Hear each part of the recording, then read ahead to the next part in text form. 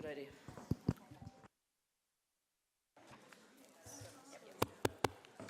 This one works. No, you go into a queue. Good evening. Good evening and welcome to tonight's meeting of Burnside Council. I'm assuming all is well. Thank you, Helen. For recording of the Burnside Council of June the 28th, 2022, opening at 7 p.m. Council is obviously meeting back in our pre-COVID horseshoe-shaped seating plan, and those who wish to will wear masks. The gallery is now seated back in the chamber. It's very nice to see actual people back in the room. This is the first time. Deputations are live and public question time is available. I welcome those of you who are watching from home on live streaming. Please remain silent and stand for the acknowledgements. We acknowledge that the land that we meet on today is the traditional land of the Kaurna people and that we respect their spiritual relationship with their country. We also acknowledge the Kaurna people as the original custodians of the Adelaide region and that their cultural and heritage beliefs are still important to the Kaurna people today.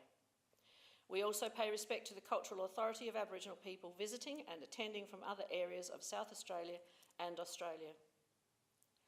On behalf of the City of Burnside, I gratefully acknowledge and pay respect to those who have sacrificed their lives for this country and its people. We also consider in our thoughts all those currently affected by war, especially those in the Ukraine. Finally, we seek understanding and guidance in our debate as we make decisions that will impact on the lives of all who reside, study, work in or visit the City of Burnside. Grant us wisdom as we serve our community. Please be seated. Please be patient and respectful of each other as we get used to these new arrangements, week 2. And it is important that all views of the elected members are heard. I will be using the auto queuing system, so please use your button on the microphone to raise your hand and do not speak until I've acknowledged you. Remember also to turn off your microphone as soon as you finish speaking and turn off mobile phones, those in the gallery as well as those in the room. Or place it on silent before we begin so that there'll be no interruption to the debate.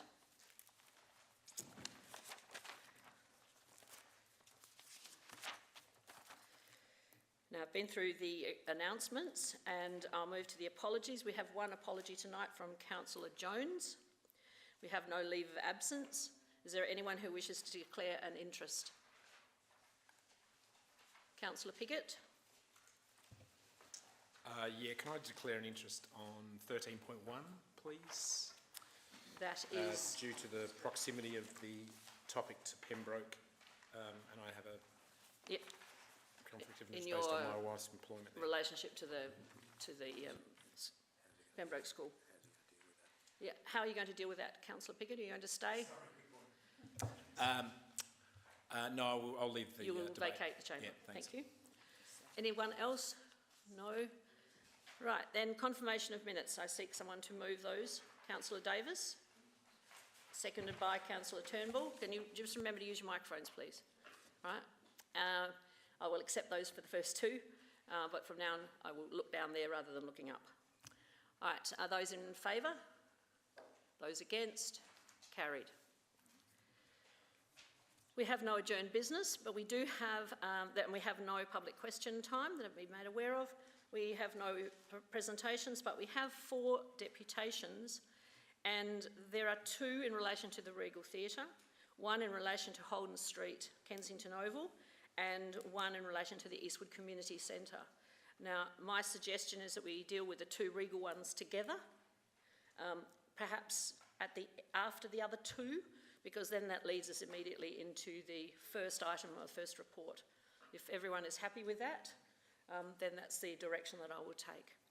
So therefore, we will have the first deputation is actually Mr. Matthew James, who is representing the Holden Street Gate residents who are near that. So please come forward to the microphone. Helen will help you.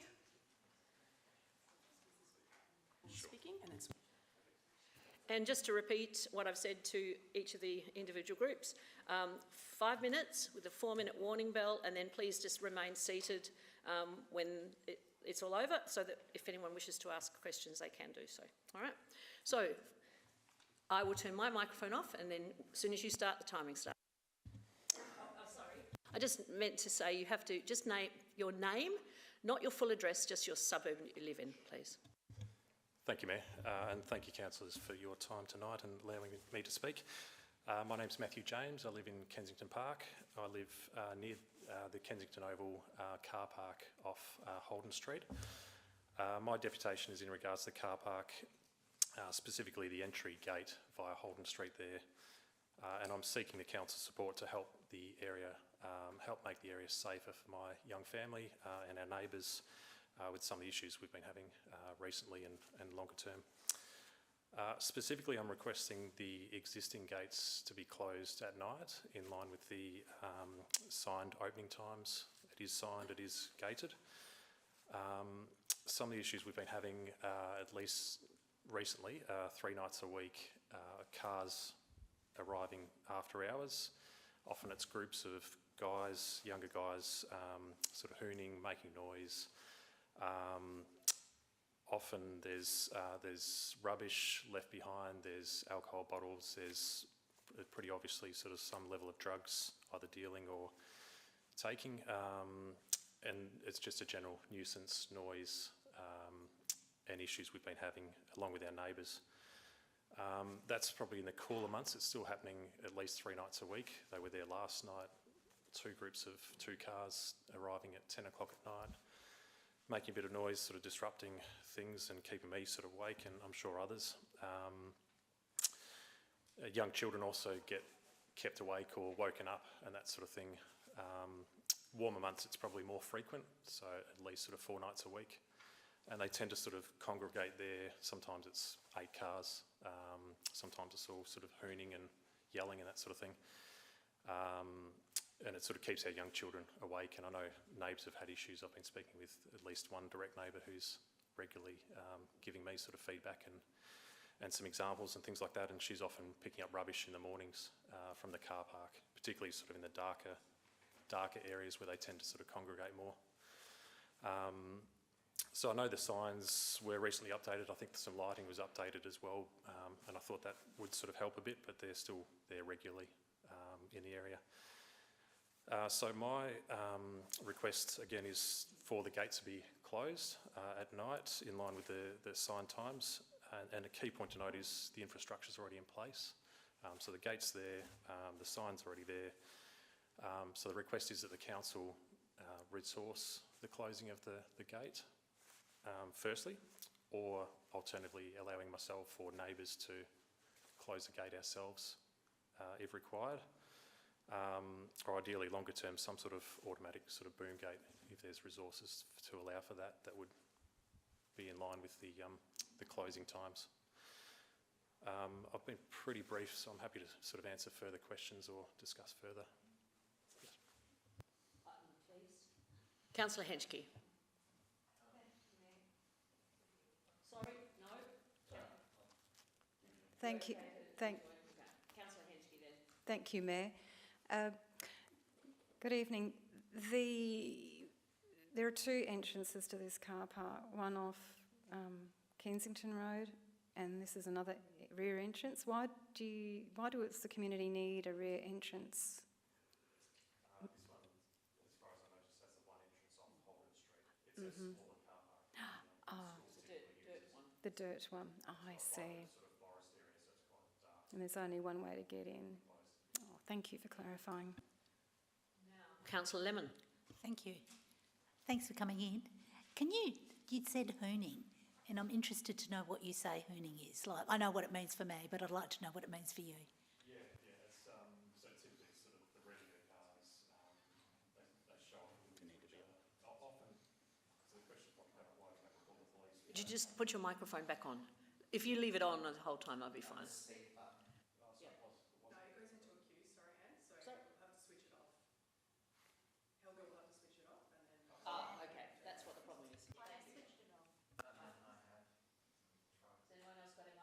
I have. Yes, Councillor Turner, turn yours off, please. I pressed mine. Turn yours off as well. Yeah, everyone has to go And off. Councillor Davies, turn yours off. Turn mine off.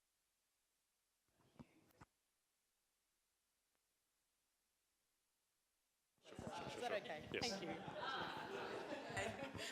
Thanks. We have Councillor Hubel next, after Councillor Lemon, so the rest of you can add in now. I'm live, so I'm going to go. Thanks for coming in, Mr. James. No. First of all, the question. Apologies. The hooning behaviour.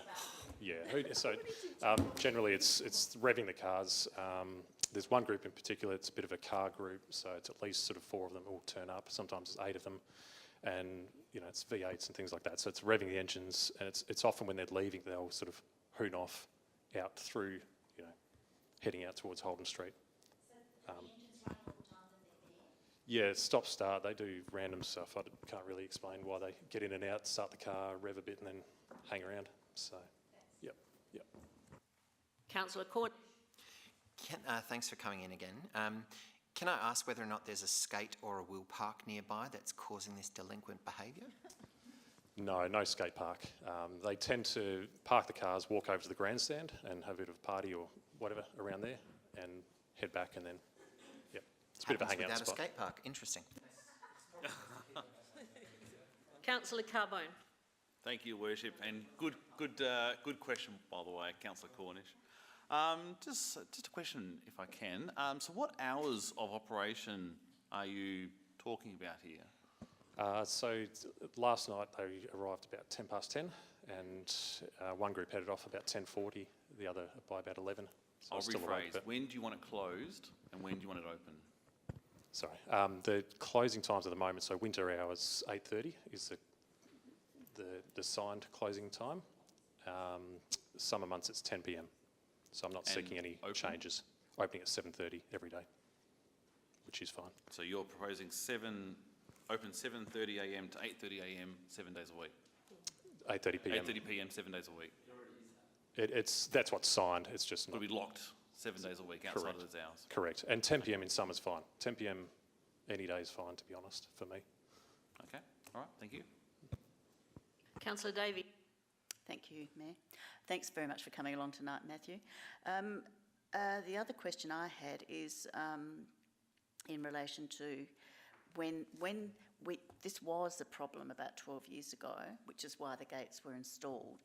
I don't know if you have lived in that place that long, so you've had a period of relative peace because the gate used to be locked at night and then was left open during the day, because it's actually for the staff of Pembroke, the students from Pembroke, and visitors to the Oval, I think on sporting occasions and things like that. So it's a really useful little car park. And it has all worked really well, to my knowledge. So if the gates are locked, do you think the residents would be happy to participate in that, or is it a matter for council staff to do that? Because before it was a staff member from school who used to lock them at night and then unlock them at 7:30 in the morning. That's my understanding. So for background, we've only been there around 12 months, but my direct neighbour's been there for 20 odd years, so she explained the history of it. When we bought and moved in, we assumed it was locked because the gates always said the opening and closing times, and it will be closed. So some of the issues we were sort of surprised about. We got together and said, actually, there's a cost to the council. Why don't we at least offer for us to man the keys, basically? And what we're just trying to do is really just cut out the regular occurrence of these. It's a regular group mainly that's coming at least 3 times a week, I've noticed. So it's really just trying to break people knowing it's a safe, quiet place for them to hang out and cause a bit of trouble. Yep. Councillor Hubel. Thank you, Worship. Hi again. Look, yeah, I went to Pembroke myself and parked there quite a bit, and may or may not have witnessed and or contributed to some loutish behaviour in my time. I'm actually just kind of looking forward, wondering. Obviously, closing the gate will prevent cars getting in. Do you? And of course, there's no crystal ball here, but your general vibe of what's going on. Do you think people would then just park on Holden Street and scoot around? Because it's a real battle axe area. Like, you are really cut off from any kind of passive surveillance whatsoever. Do you think we need to be looking at CCTV? you know, extra lighting, these sorts of things? I mean, obviously the gating's a good thing, gets rid of the cars and the hooning issues, but do you think that there would also then be an element of behaviour continuing despite that? Yeah, thanks. Good question. I thought about the sort of cameras and thought about proposing that to the council as well, but knowing there's a cost and who sort of monitors it and that sort of thing. The other thing is, do we just request sort of regular visits by the police or something like that to try and break the cycle? Our first thought was, let's try the gates and see that at least pushes them away somewhere else where there's less, you know, houses affected and that sort of thing. But open to other offers and, other ideas, yeah. Thank you. Councillor Hughes. Thank you, Mr James, for coming in. I had a question similar to Councillor Hibbles. I'm just wondering what measures you've currently undertaken. Like, have you been calling the police and the ranger, and what support you have received already from council? Yeah, I've specifically only called the police once. I'm aware neighbours have called multiple times. I think the times I have called, it was pretty sort of late at night and sort of revving and all that sort of thing, and I was pretty sick of it. But I haven't done it since then because this regular group, I think, would keep coming back, and I'm sort of concerned around us being targeted and things like that, so I haven't approached them or anything. You know, we're right sort of there. We don't want to be sort of targeted, especially with young kids and that sort of thing. So does that answer the question? Yeah, no, that's good. And thank you for coming in. It's always good to hear from the residents themselves. Thanks. Thank you. Can I just ask a quick question? Councillor Hubble mentioned lighting. I've never parked there at night, but I have been there during the day. Is the lighting very good at night, or would extra lighting be more of a distraction to the locals? I'd noticed it was upgraded only a couple of months back, and I thought maybe that would cut it out, but they still tend to hang around, and there's still a few dark spots further back, which is where the rubbish tends to be, the junk food rubbish sort of. That's where they find a place? Yeah, they find a place, yeah. Last night I could see them, yeah, right. Tucked in the corner there. I don't seem to have anyone else here. Oh, you haven't, do you want to hit yours again now? Thank you. I feel for you, Matthew, because we have a group of car club rev heads in our street, but we have 5 a.m. Sunday that they get started. It's great. My question is also about SAPOL. If you regularly called them, or did they attend, and could it be done more often? Is it a SAPOL responsibility in a way? Yeah, I think it is to an extent. The one time I called, they came really quickly. My neighbour, who I've been speaking with, she said she's called a couple of times and it's taken 40 minutes to arrive. Sometimes the revving's as they're leaving sort of thing, or it's after 10:30 that becomes a nuisance because we're starting to go off to bed. And then by the time the police will arrive, I think they've probably headed off at that stage.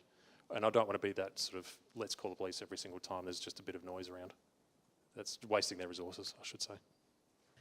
Thank you, Mr James, for coming in and letting us know the issues that you have in your area. So you can just put your microphone back down. Thank you, everyone. That'll be fine. Thank you. And now I will call upon Peter Clark and Sue Ross from Eastwood Community Centre. And I believe you are sharing your 5 minutes. And Peter, you're going to speak first. If you'd just like to state your name again and where you live, just your address, not the full address, and the same for you, Sue. Although you really are representing the community centre, so you possibly don't live in Burnside, but the community centre very much sits in Burnside. Thank you very much, Mayor. I actually do live in Burnside. My name is Peter Clark. I live in Glen Osmond, and I'm the chair of the management committee for the Eastwood Community Centre. It's a very exciting time for the Eastwood Community Centre, and we're very lucky to share what we're doing now. And we have a new board and a new strategic plan, and are excited about our prospects for the future. The new board comprises local community members with an excellent set of skills to drive the centre forward. These include finance and accounting, legal, governance, adult and community education, business and community development, and infrastructure. I'm the new chair of the management committee with board and director experience across government and the private sector, including working internationally in 7 countries. I hold an MBA and a company director's diploma. We have a strong subcommittee structure covering governance, finance and community engagement. We've recently launched our new strategic plan that recognises the contribution of the city of Burnside and seeks to closely match our strategic plan with the focus of Burnside, particularly priorities 1.1, 1.2, 1.3 and 1.4 of your strategic plan, as well as the principles of improvement, innovation, service sustainability and governance. But most importantly is the focus on our clients. Hopefully councillors will all have received a snapshot of our activity over 2021, which details the work that we did. And importantly, this shows that around 3/4 of participants are local. And also we have just provided an updated paper telling how we used our Burnside funding during the 21-22 financial year. I would now like to hand over to Sue Ross, and she'll provide an overview of the programs and clients accessing the Eastwood Community Centre. I think I can use this one. Thank you very much, Peter. Thank you very much, Monso. What you can see from the papers that we have provided is that the centre continues to provide a diverse range of programs. The Burnside funding has specifically contributed to programs such as art and craft, health and wellbeing, lifelong learning, a diverse range of support groups, our community garden, the support for our volunteers, and also engagement with our local businesses as well in the eastern suburbs. We have 1,000 people a month that attend the centre. Of those 1,000 people, 400 people were actually impacted by the funding that Burnside provided over the year.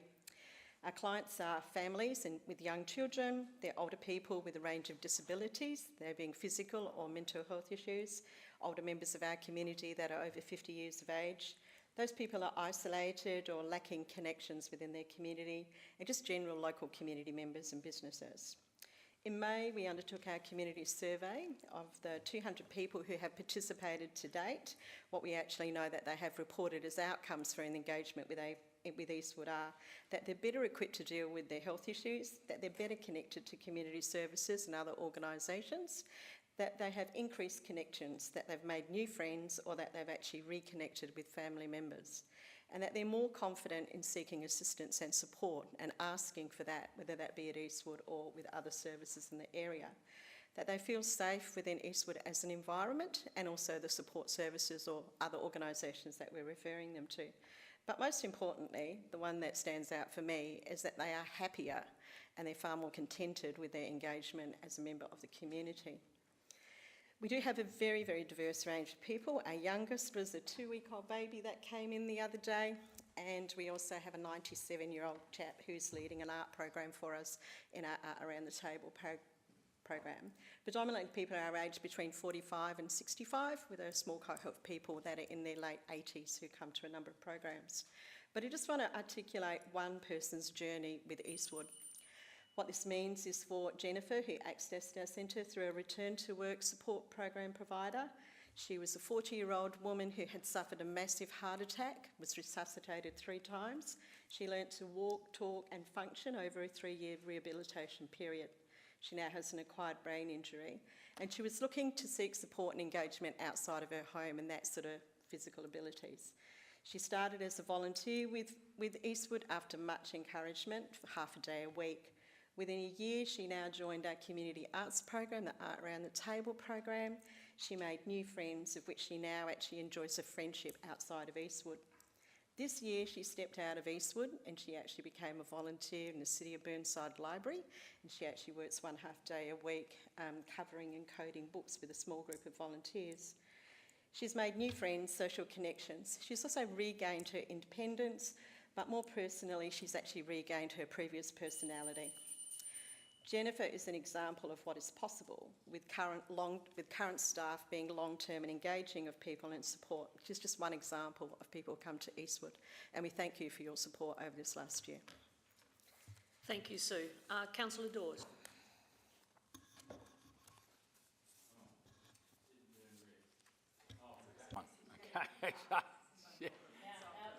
Okay, this is for Sue.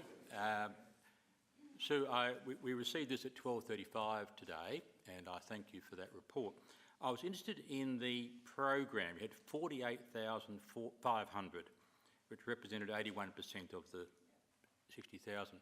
Can you just explain, was that mainly applied to participants who didn't have to pay, or was it mainly applied to supervisors, or how was that fund used, that 48,500? So people who participated in the program, No, you need to use the microphone. Yeah, that one. So people who participated in the program were asked to pay a $5 fee, or some programs were actually offered for free. Quite a large proportion of that program money actually went for the teachers to deliver the program. So our health and fitness program, the stretch, strength and balance program, we have to have qualified trained staff to deliver that. And there was a proportion of that money which went to a staff member's position, which actually was around the development of programs and engagement with those teachers, and also engagement with individuals and programs. Thank you, Sue. Councillor Hubel. Thank you, Your Worship. Thank you both for coming in. Sue, this is for you as well. You were great. I have had a real quick look at what you sent through today, and thank you for that. Looking at the age range of participants, and I see the lowest range you've got there is 20 to 25. But you're saying you had a two-week-old, obviously. It's good. Yeah. Are there any? I was just wondering about. Are there programs at all that you have done for youth in the past, if you don't do them now? Yeah. Are there potential programs for youth that you might consider moving forward? Yeah. Just interested in hearing about the youth space and where Eastwood sits with that. Yeah. So some of the work that we've actually been doing more recently has been with organisations for people with a disability, in particular looking at young people in particular aged between 16 and 30. We are developing up a suite of new programs that will be offered in the new financial year, which are very orientated to clients with a disability. We've also been doing some work in program planning, working with a number of youth people that have actually come. We have had a student in place, and we're also just looking at what programs would actually be engaging. The age range of people that are provided here are for those people who access programs where we actually allocated the Burnside money. So there are a whole range of other programs that actually happen at the centre where we engage younger family members, where we have children, and there's an articulation or a pathway into other programs. We support and work with an organisation that comes to the centre 3 days a week that actually does quite a bit of work with children that are on the autism Asperger's spectrum.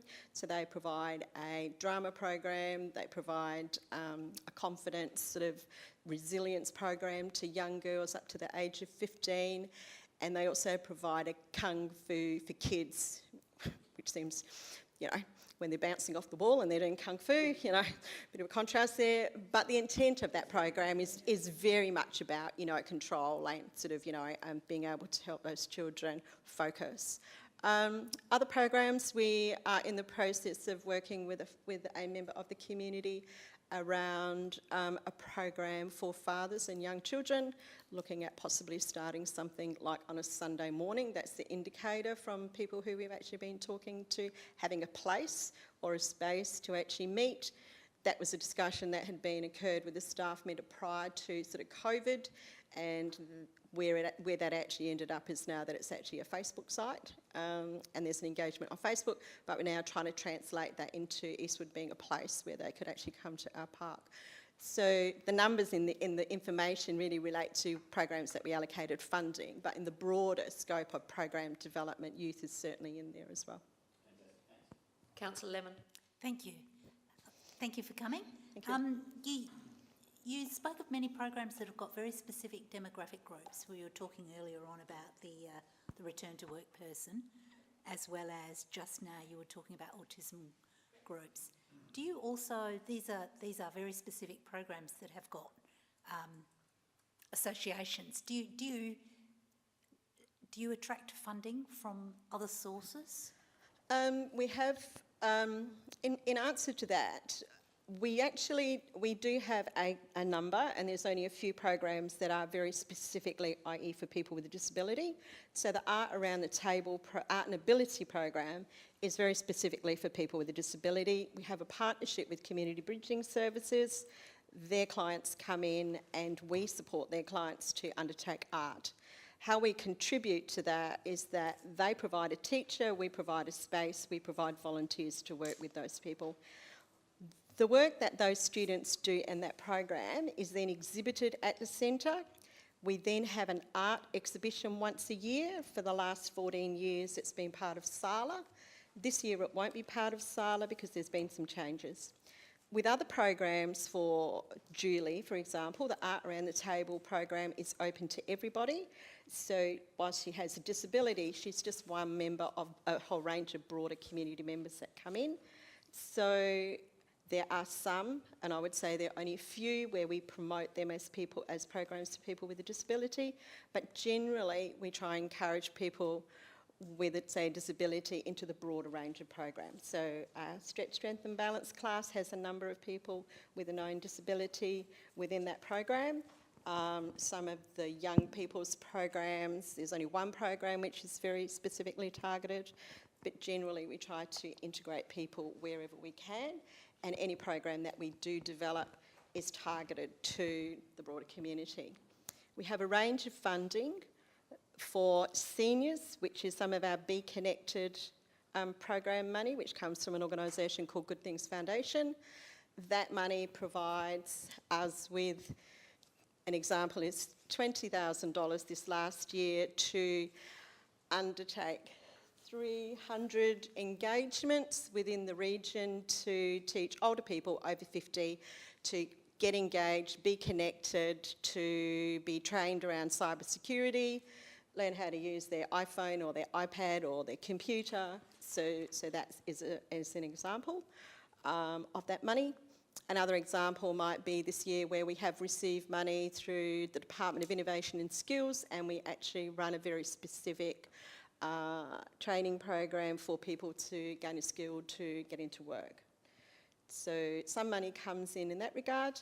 We have a broader range, we have another grant which is a community development grant which is through the Department of Human Services, and that pays for a proportion of my salary only in the overall context of it being to provide a community venue, a hub for the broader community, and to work within a community development framework to bring members of the communities and other organisations together to have a hub for activities to occur. I hope that answers your question. Councillor Piggott. Mine's about funding as well, so perhaps I could direct it to Peter. Peter, you seem to have been left out of this process. A couple of questions. Can I just clarify the 60,000 that we're talking about tonight, which is in part of our papers, that's a maintaining of the funding we gave you last year. It's 60,000 last year, 60,000 next year is what you're asking for. Is that fair? That's correct, Councillor, yeah. I thought I'd give you a nice easy one to start, Peter. Can you, I was just curious how much the 60,000 represents, what a percentage of the total funding? I haven't got exactly the figure. It's about 25% only of the total value, and the board has set some fairly ambitious goals in terms of retaining the sort of grants that Sue's been talking about, and looking at other options, including grants from private individuals, and we have one of our board members looking at where you can obtain, or at the end of each financial year, people are looking there to make grants and contributions. We're also looking at a range of other service providers in terms of increasing the number of service providers that use the facility, as well as attracting new sources of revenue. So it's Do you have other government funders? Yeah, we have government funding from the state governments. That runs for one more year, and then that will be re-tendered. Right. Yeah. Okay. And just another question, if I may. Yep. This is a bit of an unusual situation here. You are sort of selling this concept to us on budget night, when sort of the budget's been in play for several months. And I was just wondering what your understanding of sort of why it has been so late before we actually got an opportunity to talk to you. Perhaps it's a question for someone else. Perhaps we... Thank you. Yeah, more than happy to take that, Madam Mayor. Actually, in fairness to to the Eastwood Community Centre, they approached Anne and I A a few months ago and had a conversation, and we talked about future funding, and then I recommended that a submission be put as part of the budget process. Unfortunately, we didn't talk about it at our first budget consultation with elected members, and our intent was to talk about it this evening, and I'll own this one. We should have got Eastwood in perhaps a few meetings earlier for a deputation. We didn't, but we felt we needed to give them an opportunity at least tonight to talk to us. So I think I probably need to own that one. Thank you. Cheers. Councillor Carbone. Thank you, Your Worship. I don't have a question, but I was hoping with your blessing I could have a light-hearted comment. Sorry, not unless you can turn it into a question. I'll turn it into a question. Brief. Very brief. So my question is to Sue. Sue, I love what you do. I'm a big fan. Keep up the great work. One thing I'm particularly impressed about, certainly I've noticed over the last couple of years, is your level of social media engagement. And I do appreciate you tagging me in all your posts. So virtually every day I get an update as to what you're doing as yourself, Your Worship. So thank you for keeping us in the loop. And in terms of a question, what is your future direction in regards to social media engagement with the community?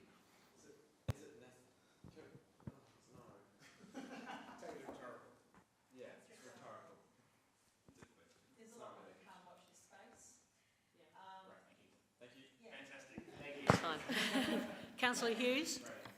My question follows on from Councillor Pigott. You mentioned about other state government funding that you have, and I'm just wondering, I did see in one of the reports that came through, it had the breakdown of different council usage, and obviously the City of Burnside was the largest user. I'm just wondering whether you also seek funding from the other councils, Unley, that would perhaps be users of the centre as well, or their residents. We have done in the past, and their comment is that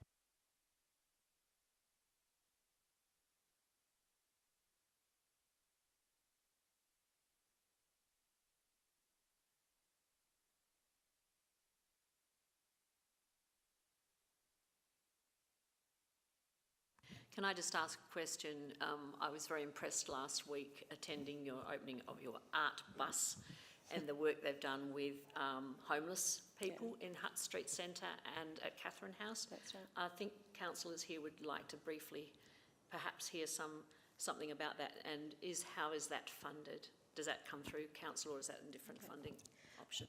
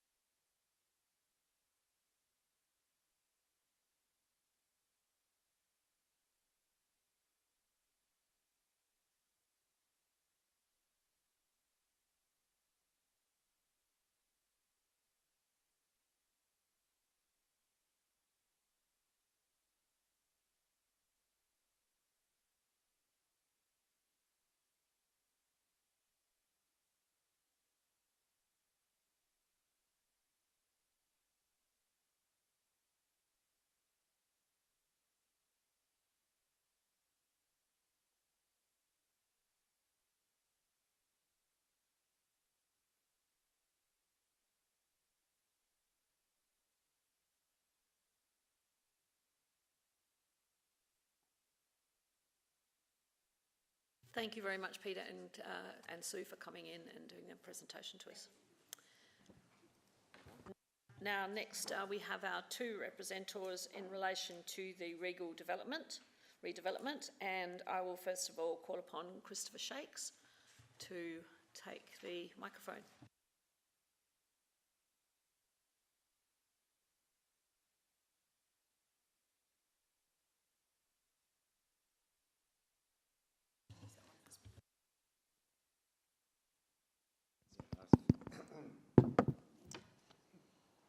Mayor and council members, thank you very much for the opportunity to speak to you tonight about this, about the draft master plan, which I know is a major feature of your agenda. I have to apologise in advance because I'm having trouble with my contact lenses and I will not be able to read the notes that I've made for myself, so I'm going to extemporise. So apologies in advance for that.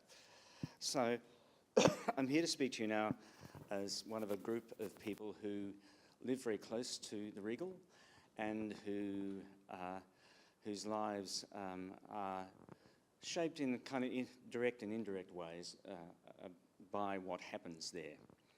So we have a very strong stake in what happens there now, and I want to talk a little bit about a couple of issues that we think need addressing before the master plan proceeds, if that's possible, but which also need to be factored into as very significant issues in relation to how the master plan is executed, designed, and how it unfolds over time. So we are strongly committed to making sure, and we have a very direct stake in making sure, that the Regal is a very successful, vibrant place and one that is compatible with the residences up and down Uxbridge Street, the residences across the road, and the businesses that are operating on site and which are also affected by what happens there. So with those few introductory words, I'd like to also thank council staff for preparing a very clear briefing that was very easy to read. I don't know that council staff often get the credit for the work that they do, but I'd like to acknowledge that first. We're not going to comment in detail, or I'm not going to comment in detail on the many and varied aspects of the plan. We have many issues that we think we would like to have, like to understand better in terms of the thinking that's gone in behind various things. And we also would like to highlight a couple of issues that are here and now issues for us and for people who live up and down May Terrace and Uxbridge Street, which are already having an impact on our lives. The first of these is traffic. As this development proceeds, we'll need to have a very clear understanding of the impact of traffic on surrounding streets. When there is a significant event at the Regal, there is parking right down May Terrace, right up Uxbridge Street, through to Park Road. And that has an obvious and direct impact on whether people can visit you, whether you can get your own cars parked out the front of your own house. And there are changes to parking and traffic flow that are already part of the plan that you are about to consider tonight, but we anticipate that there will be much more work needed in that area as the project unfolds. The second issue we'd like to highlight is noise. When we're involved in another related project just across the road that shall remain nameless, the analysis of noise in the vicinity was such that there was so much background noise from Kensington Road for much of the day that the impact on the kind of noise levels within the community of that new 24-hour facility was going to be relatively negligible. But in spite of that, there was still noise mitigation efforts made.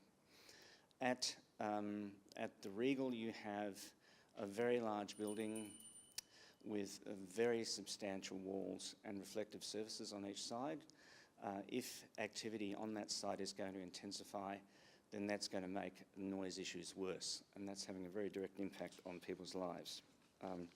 And it's likely to lead to a loss of amenity.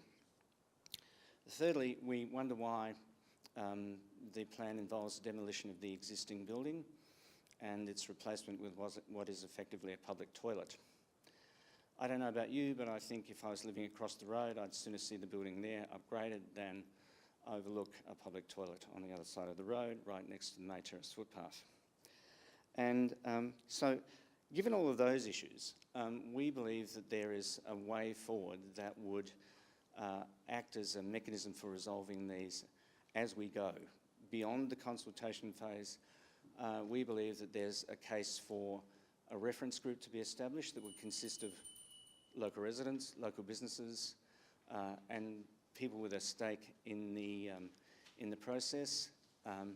And we think that given the scale of the investment that's involved here, the complexity of the project work that's involved, some regular mechanism for exchanging information and ideas with the community and other stakeholders would be an excellent step.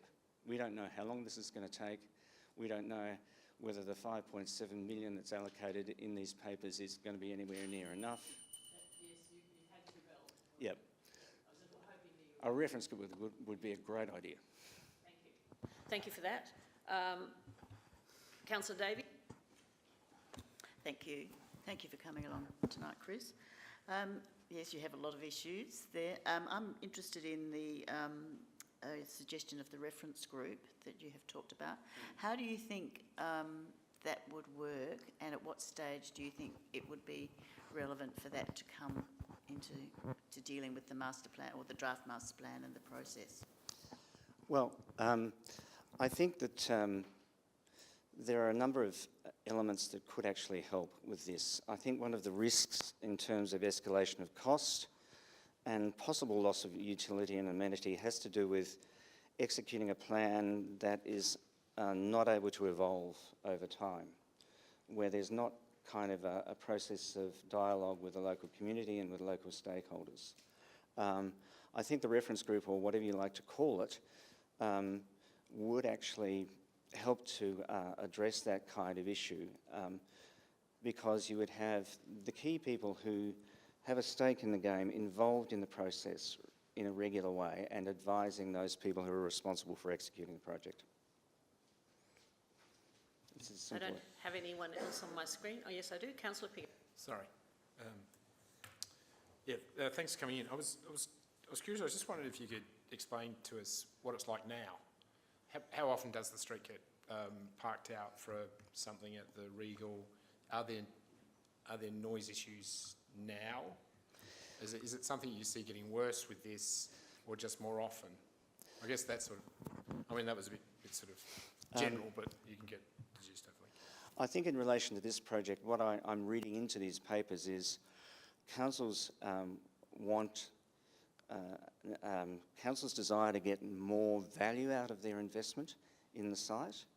Does that value mean more activity and more revenue and more participation by people than currently exists? From the canvassing I've done before the meeting with people who are most closely involved in May Terrace, they would argue that the level of disruption and the volume of parking has increased significantly since the council, since there's a wider range of programming happening on site. So you now have live performances, and that attracts significantly more people to the venue whenever those live performances occur. Now I can't remember how often those live performances are. I mean, I'm two doors away, and you know, I know what they were because I can hear them. I can hear the ABBA tribute, I can hear the David Bowie tribute, I can hear all of those things come out of the back of the cinema, which is another issue again. But generally, there's a significant and growing, people feel that there's an increasing loss of amenity as a result of that increased activity. So I think one of the challenges for the council to maybe work out in conjunction with the community is how you strike the appropriate balance between having a vibrant, active facility and preserving, or at least maintaining, a level of amenity for people who live nearby. Yep, thank you. Councillor Davis? I think perhaps we should start charging for your free concerts that you're getting. No, that's so. From what I took from your deputation, there's three main points: traffic, noise, and the public toilet. In relation to when you talk about vibrancy, I mean this is a council asset, and we want as many people to use it. And if nobody uses it, we probably shouldn't have it. So yes, I mean I'm kind of glad to hear that it's being used more, and the proposed master plan actually has 60 compliant car parks rather than say 46. So what is your target? How many people? That's a difference of 14 with respect, Councillor. Yeah, which is about 25%, which is good. Depends on which way you look at it. Those 14 parks are only 14 cars. There's a lot more than 14 cars up and down the street when that facility is fully utilised. I guess my question is, how much do you want to see this facility used? So do you want us to use it less, or do you want us to use it more? I think I'm not going to give a direct answer to that question because I simply don't know. One of the things that I know that people have valued, and this is a credit to council, is the fact that the facility is used more often. There's more activity happening. My sense, though, is that we need a wider range of activity.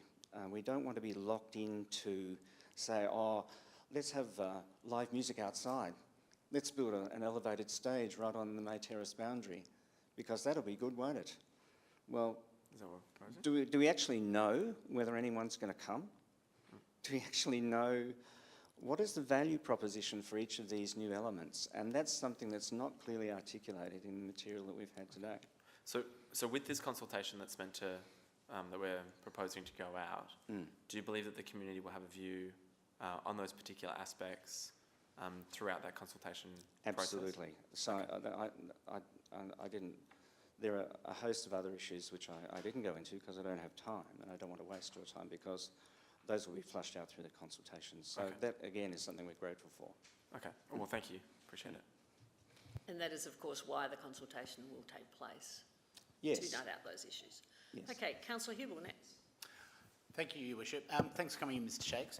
I'm just wondering whether you had the opportunity to attend the community forums in March 2021. I did. Would you be able to give us a brief rundown of the community's feeling at those? Because that, along with elected member feedback, kind of constituted the guiding directives behind establishing the plan. But I wasn't at those forums, so I'm interested to hear your perspective of how that went. Well, first of all, it was great to have those forums. It was great to have that opportunity. As I remember them, they were very much structured around a kind of a free-flowing but structured brainstorming of what might happen. And we're now in a kind of, and many of those ideas are factored into the plan that's before you tonight. But no one was actually asked, and it wouldn't have been appropriate to ask because it would have interrupted the flow of the consultation, I think, to rank those various uses against one another and to actually think about what the longer term might mean. So my memory, and it's a long time ago now, which is another reason I think why a reference group would be a good idea, is that there was a free and open exchange of ideas. People were excited about the idea of more happening on site, provided that these things were all compatible with one another, and from my perspective, provided that neighbourhood amenity wasn't damaged, was actually enhanced, not damaged. Councillor Day. Thank you. One of the points you mentioned, Chris, was the cottage. Yes. And that you would like that retained. How do you see that would fit in, if that was, I would imagine you would see that as being refurbished and being part of well, I don't know how you would see that, because I hear what you're saying about an offensive building that you think wouldn't fit in with the street. And so I wondered if you had any ideas about how the cottage might be refurbished within this scheme. I think when I've asked people about that particular point, they said, well, why, if we haven't tested the feasibility of upgrading the existing building, given that it's consistent pretty much with the rest of the streetscape, why would we build a new building that's less capable? It's more limited in it's smaller and it's more limited in its focus and its ability to do other things. We would see the possibility of refurbishing the existing building and maybe repurposing it in some way, because we think that would be a cheaper and more cost-effective, potentially, it may not be, way of using what's already there. And we kind of think that that's, rather than smashing something down, which is very easy to do, isn't it a better idea generally to reuse what's already there? Because the council is itself committed to kind of a process of sustainability, and we think that on the sustainability side of things, retaining the cottage has probably got a case. You can probably make a case for it there. And secondly, when the OTR was built across the road, the Environment and Resources Court required them to actually honour the setbacks of the street itself. So that is why the built structure for the OTR is basically aligned with the fronts of the houses along that side of May Terrace. The plan that's in your papers today doesn't do that. The actual structures that are built on the May Terrace boundary disrupt the setback, whereas the existing building doesn't. All right. I don't have anyone else here on my list, so thank you very much for coming in and posing some issues for us. Thank you. Thank you, Mayor. Thank you, And councillors. now I'll ask for Mr. Jonathan Hammer to speak.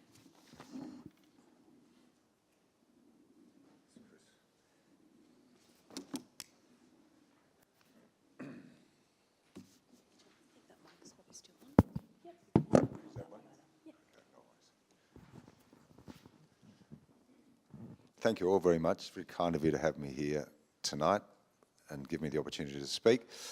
Really brief, I'm Jonathan Hammer from Eastwood, where I live, but we are involved in the Regal Precinct as business owners. So really briefly, to acquaint those of you who are unfamiliar with our operation, we run a restaurant function venue in the Regal Precinct, utilising the western shopfront as a kitchen, the eastern shopfront as a bar, Regal Park as a dining and event space, and May Terrace Villa as a storage refrigeration space. This has all evolved organically over the last 8 years with the cooperation and consent of the City of Burnside, who've granted us leases for the 2 shopfronts and villa and an outdoor dining licence for use of the adjacent Regal Garden. Our pattern of trade has developed into a function-driven garden venue, hosting 300 to 400 guests most weekends from October to March, typically for engagement parties, weddings, bridal showers, corporate events, and 21st and other milestone birthdays, all of which are held in the outdoor garden space, with casual bar trade and a la carte dining forming only a small part of our business. During the cooler months, this pattern continues, but at a reduced rate, assisted, however, by the installation of a temporary winter marquee on the paved slate terrace. When we were consulted regarding the master plan for the precinct, we identified 3 vital items that were critical to our continued operation. One was ongoing access to the Regal Cinema bathrooms. The second was the availability of approximately 200 square metres of storage or refrigeration space in the event of the May Terrace Villa being demolished. Just so you understand, with very limited indoor bar and kitchen space, it will remain necessary to constantly transfer cold stock, foodstuffs, outdoor furniture, etc., during setup, service and pack down, ideally from an accessible and adjacent storeroom. And our third I guess the critical factor was a dedicated garden space enabling us to continue hosting our outdoor events. Beyond this, we also floated the concept of handing back the western shopfront to the Regal Cinema for use as a heat and serve kitchenette, cafe space or pre-show venue, and relocating our kitchen into any new structure planned for the site of the existing May Terrace Villa. We anticipated the new kitchen fit-out would be at our cost. Whilst not being a critical requirement, we felt it was a proposal that would have been attractive to all parties and hoped that it was at least considered. Unfortunately, the master plan has not really addressed our requests for comparable storage and refrigeration space, with only 60 square metres allocated for our use, located some 100 metres away from our bar with less than ideal access. More importantly, the proposed construction of a performance stage in an extended open garden space available for a wide range of events, presumably organised by a variety of other parties, would make it impossible for us to book and host our own events, as we would be unsure of what events would be planned by other parties from week to week, and would be unable to guarantee our own guests a reserved space for their functions. Furthermore, it's obviously not practical to allow competing events side by side in an open garden, as issues such as guest numbers, music crossover, security, responsible alcohol service and food service all become unmanageable. We understand that we are only one of many parties with an interest in the future of the precinct. However, we'd like to make it clear tonight that in its current form, the master plan would make our business unviable. Thank you. Any questions? I did have one little footnote, and the bell hasn't rung yet, so I was going to pass on while I'm sort of praising everyone. That's just mean. Praising everyone. There's one in your deliberations, for those who are contemplating the future of the park, I would pass on that our experience has been it's necessary to avoid events where there are a lot of younger children due to the proximity to Kensington Road and the lack of secure fencing. So there's a road safety issue. For those sort of contemplating, this is just a tip, I guess, for whatever happens, that, that's something pretty, we've found over the 8 years is pretty, like we just won't host first birthdays and christenings and, small, younger gatherings with younger children because we're not comfortable with the road safety. So I've just sort of passed that on while I had that spare minute. Yeah. Councillor Piggott. Thank you. Thanks for coming in. I've got a couple, if I may. Yeah. One was the way you describe your business. Is it fair to say it's reasonably independent of what happens in the Regal Theatre itself? Yes. Yep. And the second one is, and perhaps tying back to the previous deputation, I just wondered what your operation, what interaction you have with neighbours, with May Terrace residents, because obviously the things... Very conscious of that, yeah, very conscious. And all I can tell you is, like, with 8 years of operation, we are, know all our neighbours, and I wouldn't say we never have a complaint, but I would say I would have probably had an issue like twice, that's over those 8 years, where we've been asked to turn the music down, basically, or it was too late or too loud or something like that. We're really mindful of that, and I think there's only been 2 occasions in 8 years where we have, been asked to sort of deal with that. Yeah, yeah. So, as I say, conscious, and we're not really a late night venue. That's the other thing. Our licence is till 11 o'clock, so we're not like a big, loud, late night sort of venue. It's more of a, a garden, party type event. And one of the previous deputation's concerns was, what level of business this might take the area to. Is your business sort of near or at capacity, or perhaps not at, but is it sort of approaching? Would you see changes that perhaps did fit with what your requests were? Would you see that taking your business significantly different to what it is? Or is your business aware? Well, I think the critical thing is if we don't have a reserve, like a dedicated space or some sort of division of space in the garden, we book out our the current footprint. We book it out all through spring and summer, you know, and obviously turn away bookings, you know, Yeah. because so on the current footprint, we're virtually operating at capacity, I suppose, you know, simply because we can't fit any more in. Could we fit more trade in if we had a bigger garden space? Well, yes, but if we're sharing it with someone else, no, you know, then it all goes, you know, it goes to nothing sort of after that. Yeah, yeah. No, I understand. Yeah. Thank you. Cheers. Councillor Davey. Thank you, Mayor. Thank you, John, for coming along tonight. I'm interested in how you believe your facilities could be improved in terms of the storage and your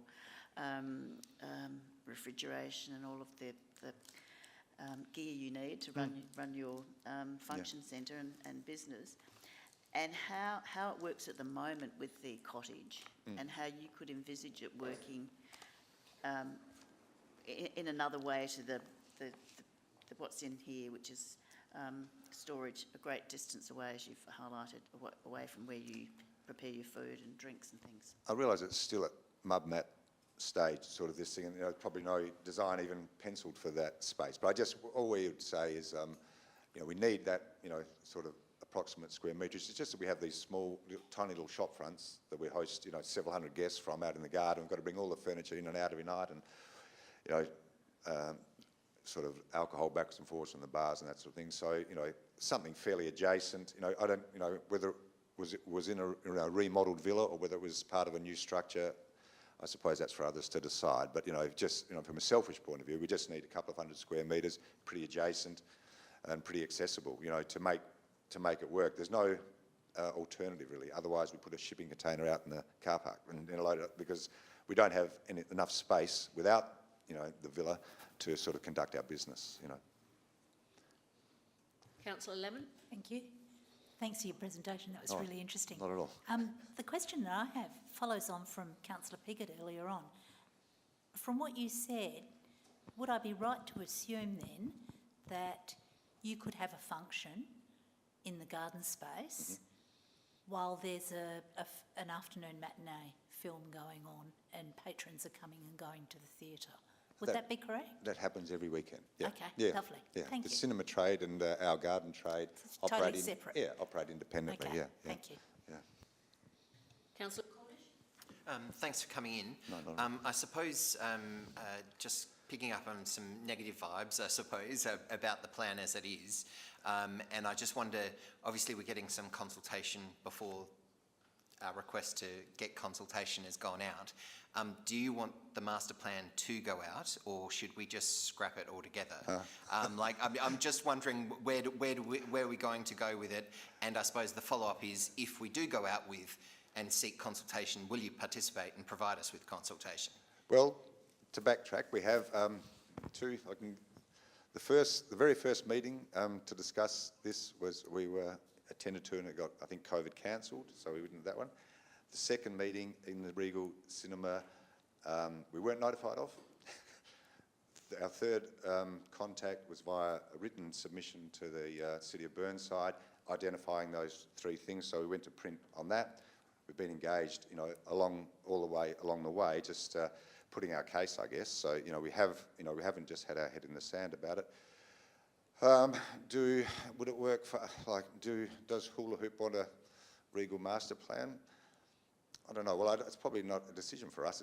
It's a decision for the for others and for the council. You're a community member, so it's whether or not you want us to have a plan in the future for this precinct and this facility or not, I suppose. Yeah, some improvements, obviously. You know, it's not like our business is calling out for, you know, a redevelopment of the precinct. You know, I know there are other reasons for redeveloping the precinct rather than dealing with us, but not really. Our business, you know, the current setup works basically, and we don't see ourselves, you know, as sort of, we don't need an extended sort of setup, I don't think. Yeah. Okay. And will you participate if we do go out to consultation? That was my last question. Of course. Yeah.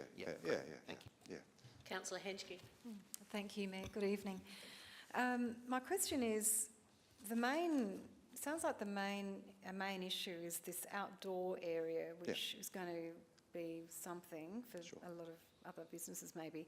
So would you be do you think we probably need to have another option master plan, another option for the master plan? So one without an outdoor area, because there are a lot of other elements in the master plan, like, as you said, to do, like fix up this, fix up that, you know. They're bits and pieces, but it's the theme of an outdoor area, is it? That's Well, I guess that's our own, that's Yeah. our sort of Yeah. concern, I guess. Yes. What's for all the Yeah. plans made for the cinema and what goes on in the cinema and cinema trade, Yeah. you know, it's not really for us to say, you know. We see ourselves a little bit separately to that, and those are, you know, decisions for others with other criteria, I guess. But yeah, for us, it's all about the garden. You know, how we manage the garden. You know, and even our interior spaces under the cinema roof, we can live with those. There's no sort of nothing crying out there.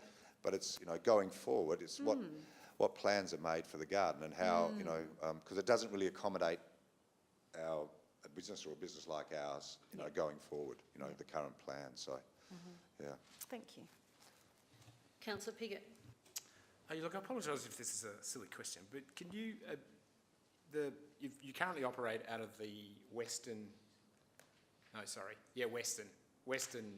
cafe sort of area? Yes, yeah. That's your kitchen? Yes, yeah. That's your one and only kitchen? Yes. This is where it's a silly question, perhaps. By the way, I have been to the hula hoop. So yeah, I know a lot of the faces. I obviously wasn't paying attention. How do you get the food from the kitchen to me on the lawn? Walk it up the street. Straight out. So, and to me, if I'm actually within the cafe area? We don't serve in the cafe area. Don't serve in the cafe area. So it just goes straight out onto Kensington Road, Straight goes along either the into street. the bar or out into the garden. Past the people queuing up for the movies. Indeed. Type thing. Right. Great. Thank you. Councillor Davey. Thank you.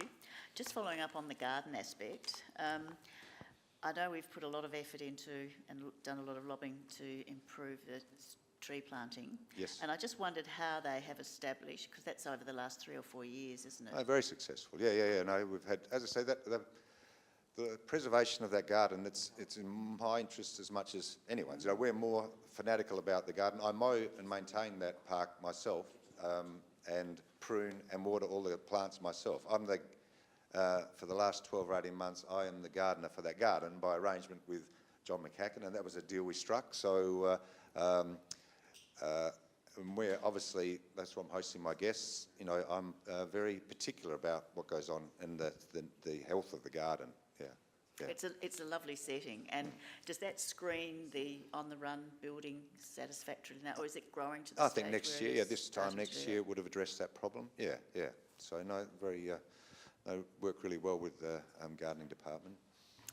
Thank you very much. I'm going to call it quits now because we've already spent 45 minutes on these items, and so we do need to move on, or we won't get through anything tonight. Thank you very much, all of the deputies, for coming along tonight and speaking. Thank you very much. Thanks for the opportunity. Thank you. Now, I will call out the reports and seek those who wish to withdraw them for debate. First is the draft Regal Theatre Precinct Master Plan. Councillor Piggott. No, I've got my buttons down. Sorry, Councillor Hughes. Councillor Hughes has her mic on. She's right. 11.2, Annual Business Plan. Did you want to withdraw that? Yep. The CEO would like to withdraw that one. What, from debate? Proposal. Alternative proposal. Alternative proposal? Yes. Is that right? Is that what you're going to... Would you like to explain? Through Madam Mayor, given the email communications that I've sent around today, I think it's appropriate that I actually say a few words before we go forward and propose an alternate motion for council. Can I have first dibs on the alternate motion? Well, we'll wait till that point in time, okay? Yeah, no, but if everyone else is happy, let's just wait until that happens, okay? Yeah. All right. The next one is the endorsement of the Burnside War Memorial Board of Directors. So I'll seek a mover. Councillor Piggott, you're moving. Hang on. Hang on. Councillor Lemon. Thank you, I'll move that. Councillor Lemon wishes to move it. And And I will make a comment. A very Right. quick comment. It's interesting that they've got appointments that are 12 years. They're not modernising their appointment terms. Right. But that's all I've got to say. Okay. So Councillor Lemon moved. Councillor Cornish seconded. Those in favour? Against? Carried. Highbury landfill. Seeker mover, hang on a minute, Councillor Piggott and Councillor Cornish have moved and seconded that one. Those in favour? Against? Carried. Next one is the minutes of the Audit and Risk Committee. Councillor Hughes is moving. Councillor Cornish is no. Councillor Cornish is seconding. All those in favour? Against? Carried. Finance, end of the month, 11.6. Seeking a mover, Councillor Cornish. A seconder, Councillor Turnbull. All those in favour? Against? Carried. Minutes of the Eastern Regional Alliance Water Board, Councillor Lemon moved. Move it. Seconded by Councillor Cornish. All those in favour? Against? Carried. Mayor's Activity Report. Seeker mover, Councillor Henschke, seconded, Councillor Dawes, and Councillor Henschke is seconding it. All right, and all those in favour? Against? Carried. Chief Executive's report. Now we do need I was withdrawing for debate. No, I've got Councillor Hughes there as moving it, and withdrawing it, and Councillor, we don't have a second, it's just being withdrawn. That's Hughes. All right, so we shall move back to the Councillor Hughes, the Regal Theatre Master Plan.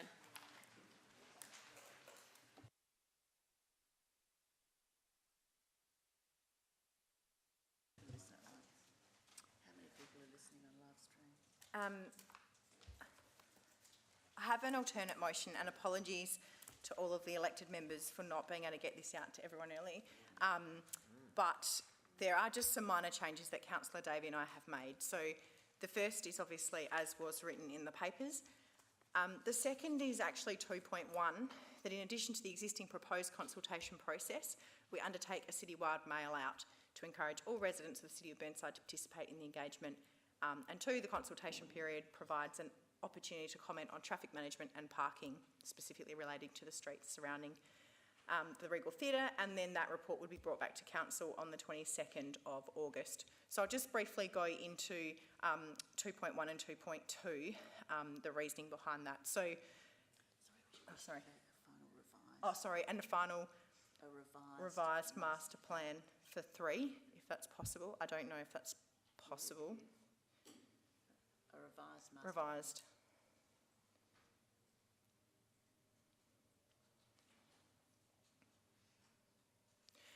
So in terms of 2.1, given the scale and potential cost of this project, we do actually see that there's value in consulting with the whole of the City of Burnside, and I appreciate that with timing proposed and also caretaker mode coming up, that won't be possible to include in the Focus magazine. So I have spoken with staff about this, and this would require an additional $15,000 to do this. But I think one of the lessons that we've learnt from perhaps like the Dulwich Community Centre is to develop a project too far and then go out and ask the community what they think. You'll end up chasing your own tail. And I think there are such a large number of elements in this project. We will have a large number of people within the community that will want to have their say. So I do think, aside from putting out the usual consultation in terms of the 500-metre radius, there is actual benefit in giving every member of the City of Burnside the opportunity to participate in consultation on this and to basically make them all aware of this. 2.2, as we've heard this evening, there is a lot of potential traffic movement that might need to be considered. So this point is really just to give everyone the opportunity, specifically make sure that the consultation material provides an opportunity for comment on traffic management, as there will be an opportunity to comment on a range of different aspects of the plan. This is just to allow people to essentially comment on some of those aspects. Now, I appreciate that there's a lot of other things happening in this space. So there's obviously the City Master Plan, and also we have potential funding with the City of Norwood to look at this whole precinct. But we think, given the change in use of space, that it's worth considering an opportunity for people to comment and provide feedback on this so that we can work that through. And then finally, I guess all of that information then coming back to Council within the timeframe, and I have spoken with staff about this, that this is possible, to then get information back to us by the 22nd of August before caretaker mode, so that as an elected body we can provide feedback on that and move forward with the master plan. You've been mentioning 22nd, but you've got 23rd. Sorry, I just can't read from this far. I'm looking at 22 and saying 23. So it is 23rd. 23rd is what I have agreed with staff. That is what's supposed to be there. I assume that's the date of the meeting, the last meeting in August. So I appreciate this is some slight tweaks that the motion that was put forward. I think it is really important that we do go to consultation, and I appreciate that there will be elements such as we've heard this evening from Hula Hoop and local residents, and this is really the whole point of going out. We have to go out with something and really an opportunity to collate all of that information and feedback as part of that process. So I'm really interested to hear what the community had to say. I think we had a lot of people who attended those sessions at the Regal. It's a good opportunity to get this information, to come back and make an informed decision on how best we develop this site, or if we develop at all. And I think that's part of getting out early consultation to the whole of the city of Burnside will actually be really important. So I hope you'll support the motion. Seek a seconder. Councillor Davey. Reserve my right to speak, thanks. Councillor Pickett. Straight in. Okay. Look, we absolutely need to do something with this site. I think we absolutely need to have a master plan. The master plan, when it gets there, probably does need citywide, given the sort of money we are proposing in this one. But we absolutely shouldn't send it out in its current form, in my view. I think tonight we've had two key stakeholders in the argument, and both of them have come with the proverbial baseball bat, in that we've got a well-operating business currently there. It operates there under sort of, not ideal conditions. Not everything is where it should be, type thing, from a business point of view that they are running. That's clear. And we've also got a member of the residents in the adjoining street who, based on this, is concerned, and rightly so, I would think, is that you pour that sort of money into a facility. We would be wanting as a council it to be operated more, getting value for that from the community. And it's silent, really. Yes, there's 14 more car parks, but that probably saves the people a bit further up the street. It probably doesn't save the people that are right next to the Regal in regard to what that does from a traffic and parking point of view. I think when we put this out, we do need to talk about how much we do see it being used, and what we do see that in terms of traffic and parking, and whether we put that out and see if that's reasonable.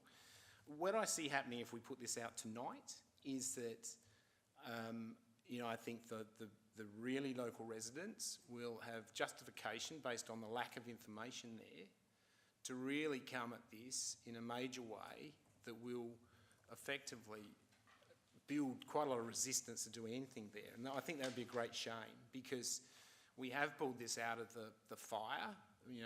Some of us have been here since the great debate about what to do with Chelsea. I think we have moved a long way in that time. It seems not right to put out a master plan that is going to frighten, and perhaps it's not clear to me whether that's justified or not, and that's what we really need to change for a master plan to go out the local residents. And also, I would have thought it would actually try and safeguard probably and even improve part of the asset that is already there, and that's the hula hoop, which is contributing to the payment for the site, etc. So I think, and it doesn't seem to have done that. We've dropped a stage in there, an outdoor stage. Well, if I lived in May Terrace, that's, for a start, I would really worry about that. And we've also heard that it's probably compromising to other activities that are already there and established. And I'd agree with that, coming from a venue background that I do. So I think we absolutely need to get a master plan, but we need to do a lot more work and put a lot more into it, I feel, before we put it out wider, because we will just generate bad will, I suspect, in its current form. Councillor. Thank you, Worship. Could you just remind me on consultations, do we mention the price as part of this consultation?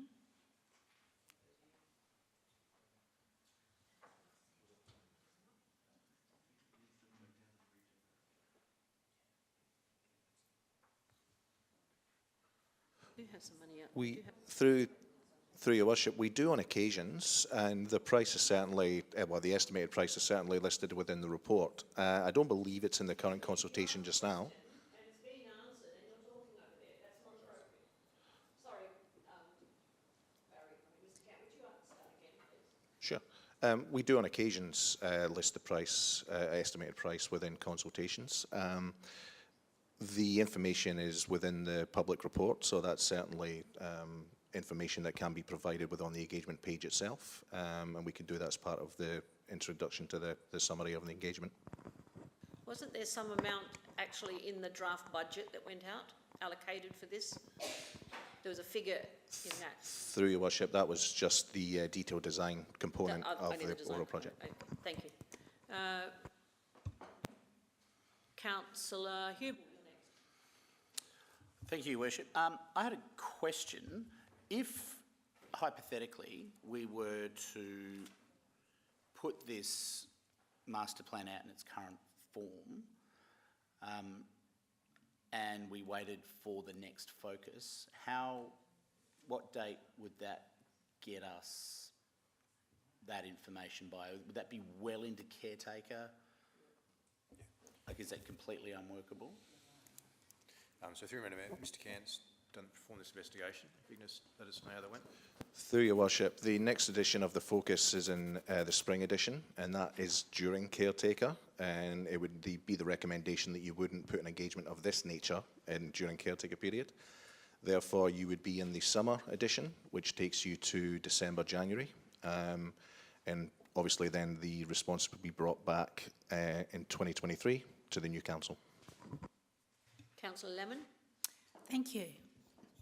I was just really interested in how the timelines are going to go. I thank Councillor Hughes for the variation to this motion. I think that's very good. And whilst I sympathise with what Councillor Piggott had to say, I think we need to go ahead with the consultation as it is, because I don't know, well, I don't believe that what we've got now that we'll go out to the community with is what's going to come back to us, or what's going to end up being ticked off at some stage in the new council. It won't be in this council, let's face it. And I think it's important that we do this. When you and I, Councillor Piggott, were first elected to local government, we did in 2010 look at the Chelsea, because that had caused huge rifts within our community, and it doesn't anymore.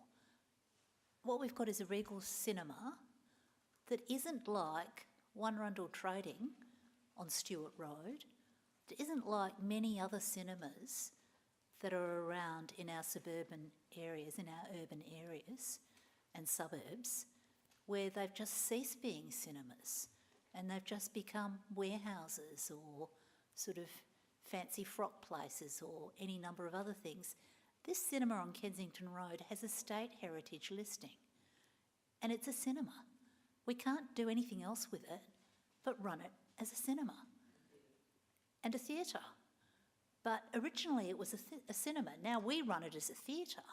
But what's yes, all right. So originally it was a theatre. The thing, the song that keeps going through my head is "Video killed the radio store," like Netflix killed the cinema. If we want to keep this going as a public venue for entertainment, which will be theatre or cinema, we need to look at refurbishing that site so that we just don't end up with a fantastic Art Deco building just sinking slowly into genteel decay. You know, that's what happened up until now, up until it's been refurbished.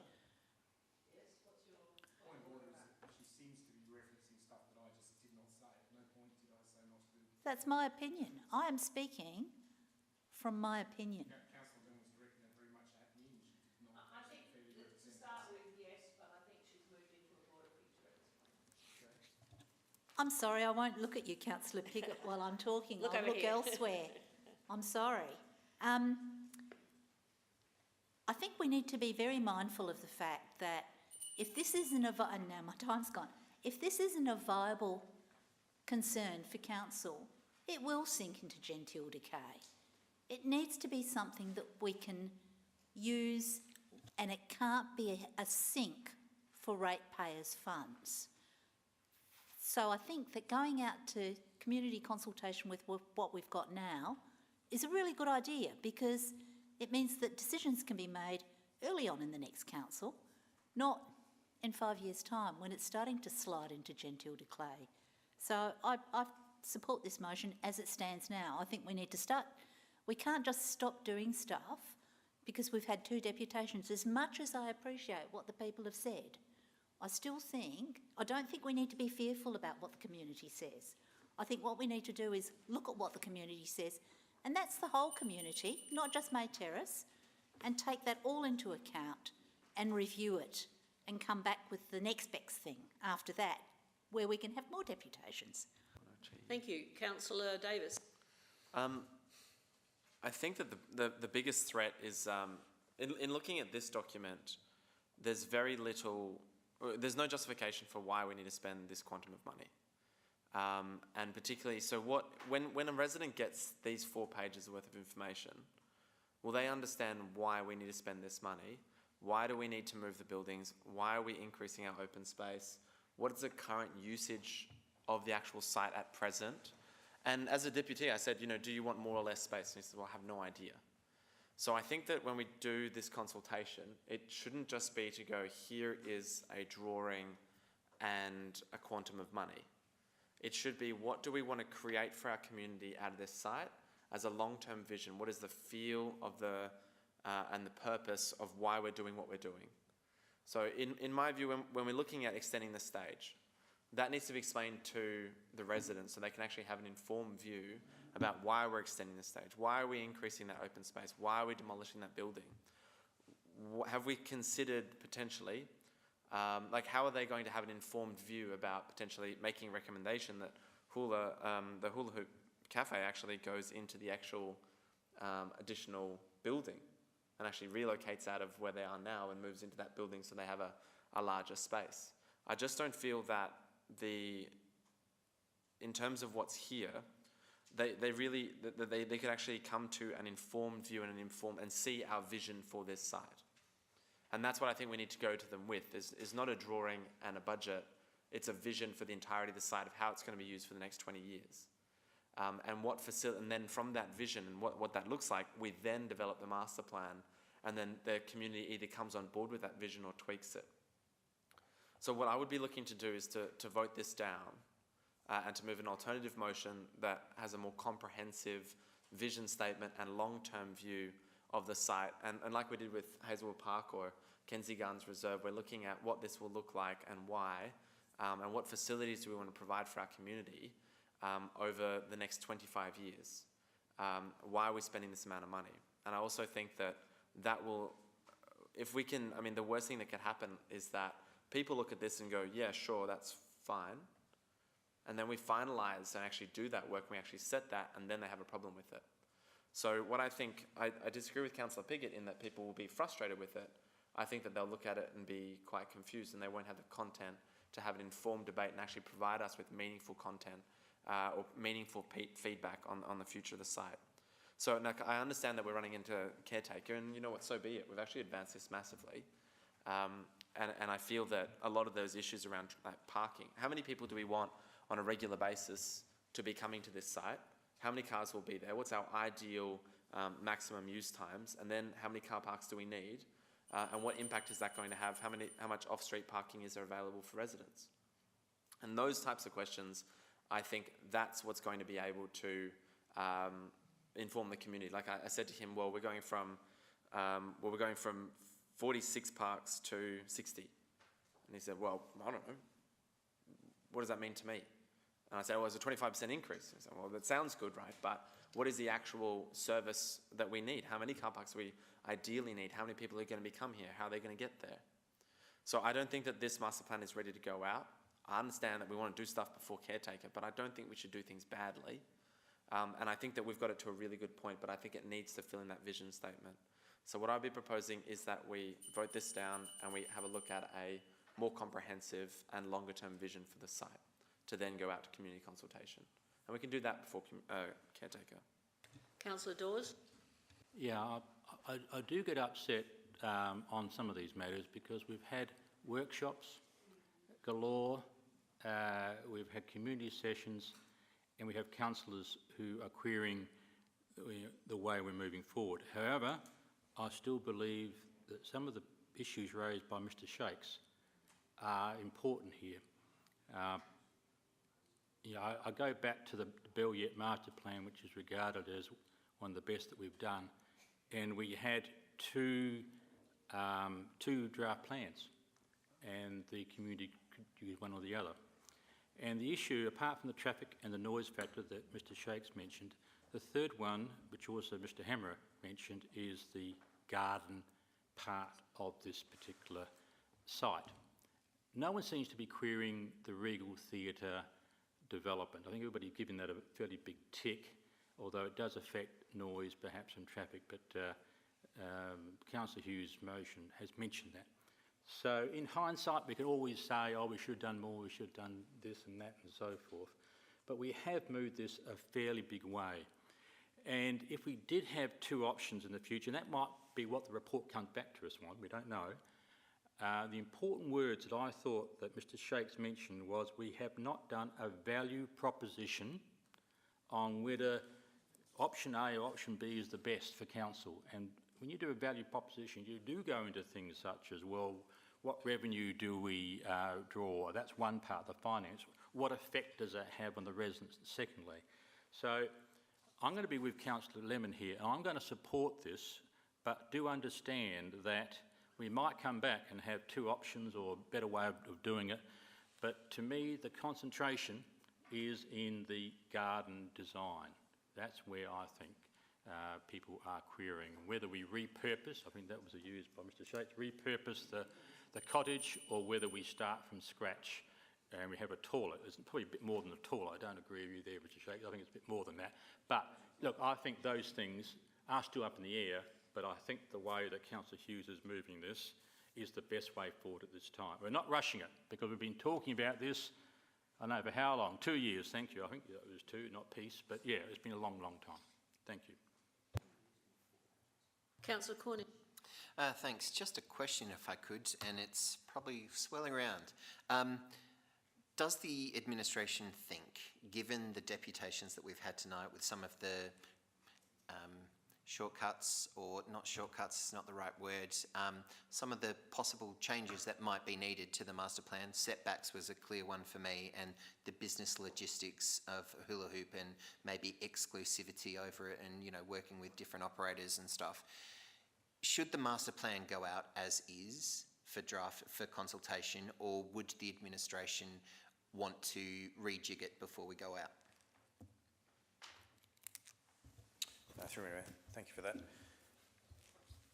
I think given the extensive amount of consultation that this council has undertaken up to this point in time, if we amended the plans this evening, we would be disregarding the significant amount of consultation that has happened to date. I'm not saying we shouldn't disregard the consultation that was this evening. It is absolutely valid, but I believe it should be incorporated in effect into the process we're about to start now, and get that feedback, collate it with all the other feedback we're going to receive as part of the process, and then consider that in a holistic fashion. Because I believe in the report, for example, in paragraph 20, we have clearly articulated the objectives and how this master plan is achieving those objectives. We have not missed anything here. It is clearly articulated. So my view is that we should proceed and view all the feedback together in a holistic manner. Thank you. Councillor Henry. Well, thank you, Chief Executive Officer, because that's what I'm very pleased to hear, and I think that's a good solution. We move forward as naturally the project progresses and is more developed. We start off with a high-level master plan ideas. There's a certain amount of engagement. Not all of it's captured ideally at the beginning, but as the project moves along, I think the administration does very well in following that project consultation phases as we move along. You get more information and you develop the project, and then it's ready for execution. It's not ready for execution now. I don't believe we should be spending one more cent on a high level consultation that's not focused to the whole of the city of Burnside again, and delaying progress and delaying engagement with the users. And we need more engagement with the users, the local community, the people down the street.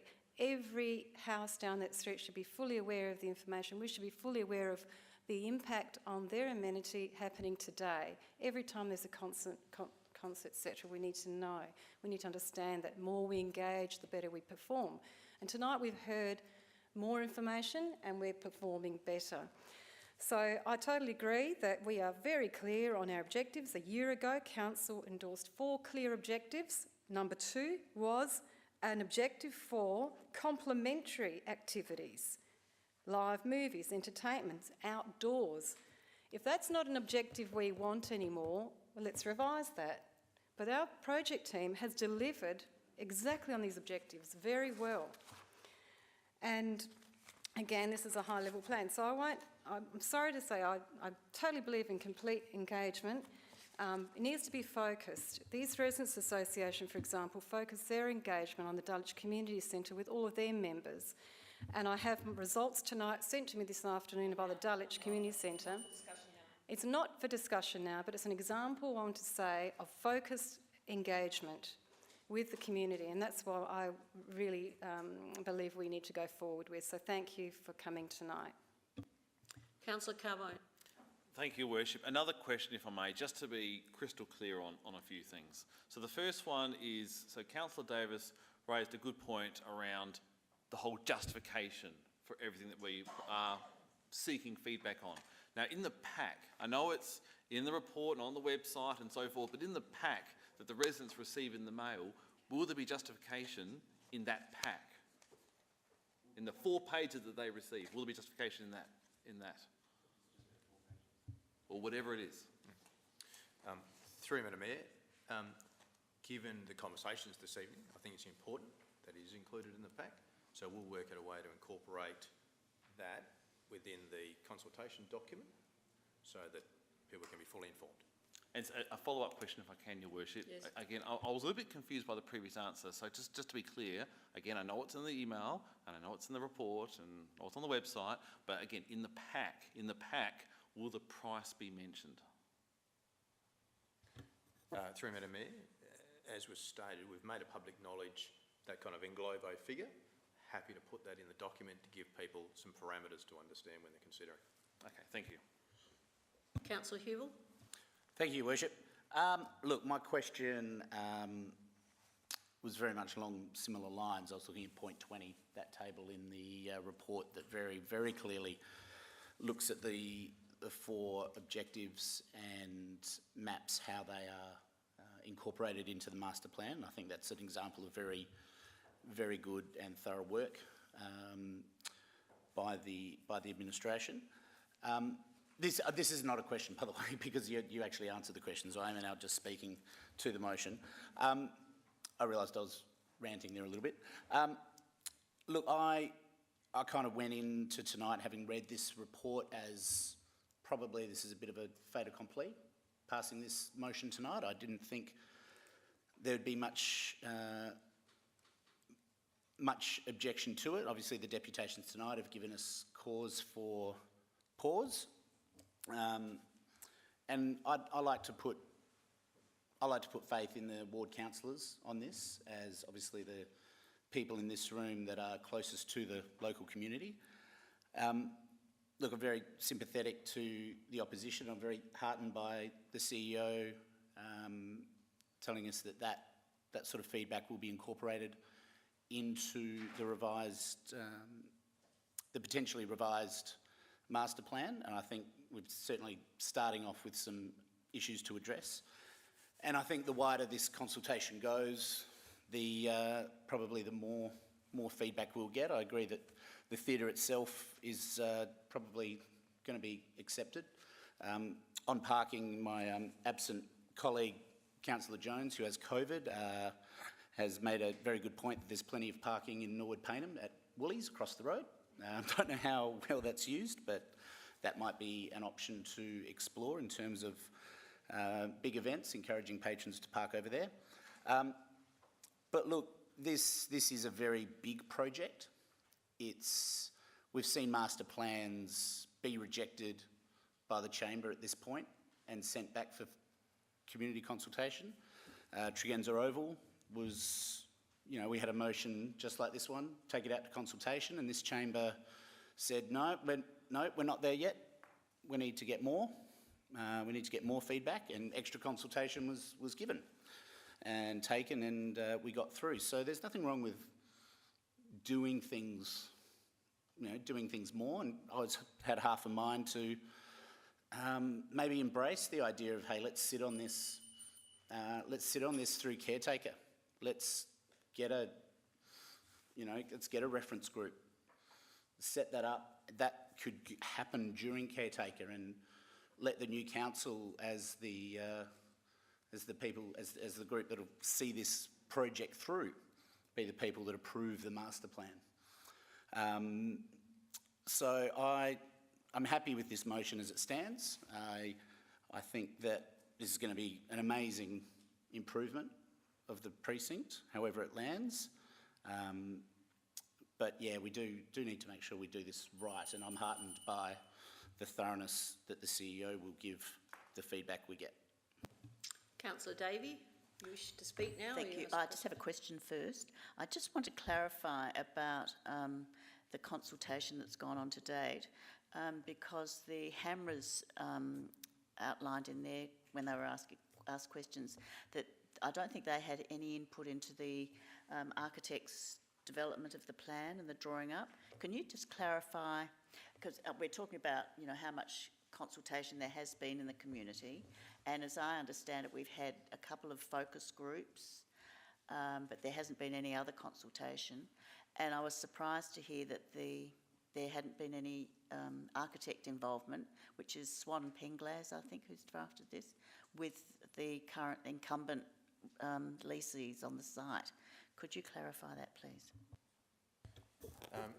Through Madam Mayor, I might refer to Mr. Can, but essentially we're kind of summarising paragraphs 13 to kind of 19, I think, around that mark. But Mr. Can? Yeah, through the Mayor, I think John actually summarised the process in which that we went through with the lessees at the site, and while I don't believe the architects met directly with the tenants, our staff certainly met with them on a number of occasions prior to the actual development of the drawings, and then just before we presented it to the workshop with elected members, just with the draft that was presented a couple of months ago. To meet the objectives that Council set, it was always going to be a balance, providing increased community access with the needs of the business owners at the site as well. And that's something that we will continue to go should Council progress with the consultation as is. We will continue to engage accordingly and bring that back to Council. Councillor, sorry, you want to respond? Sorry, Madam Mayor, if I can expand on that. Just, I think, to more fully answer your question, Councillor Davey, if I can refer you to para 16, where we talk about the fact that we had council workshop, para 15. 2 community forums were held. We had 60 attendees that came along and provided their input. We then had the council workshop on 18th of May. And that was where ostensibly the objectives were developed. Then following that, we then had consultation with the performers, industry partners and key hirers. And then following that then informed the final version that was articulated before you this evening. Councillor Davis? Yeah, my question through you, Your Worship, was the structure of the master plan that's going to go to the community, my understanding was with the Belliet Reserve, it had like quite a large background. It had guiding principles. It had those overlay where it detailed where everything was going to change, and then it also had a lot of concept photos as well to give the picture of what the feel and look of the site would look like, as well as the detailed cost estimates for each of the elements, and then also their priority. So that was a 20-page document, and obviously you have included in the report at point 20 that, as you stated, those objectives, but what will the presentation look like when it actually goes to the community? Will it cover all of those specific elements, or could you just give us a little bit more background to that? Through me, if I get Mr. Can to expand on that for me.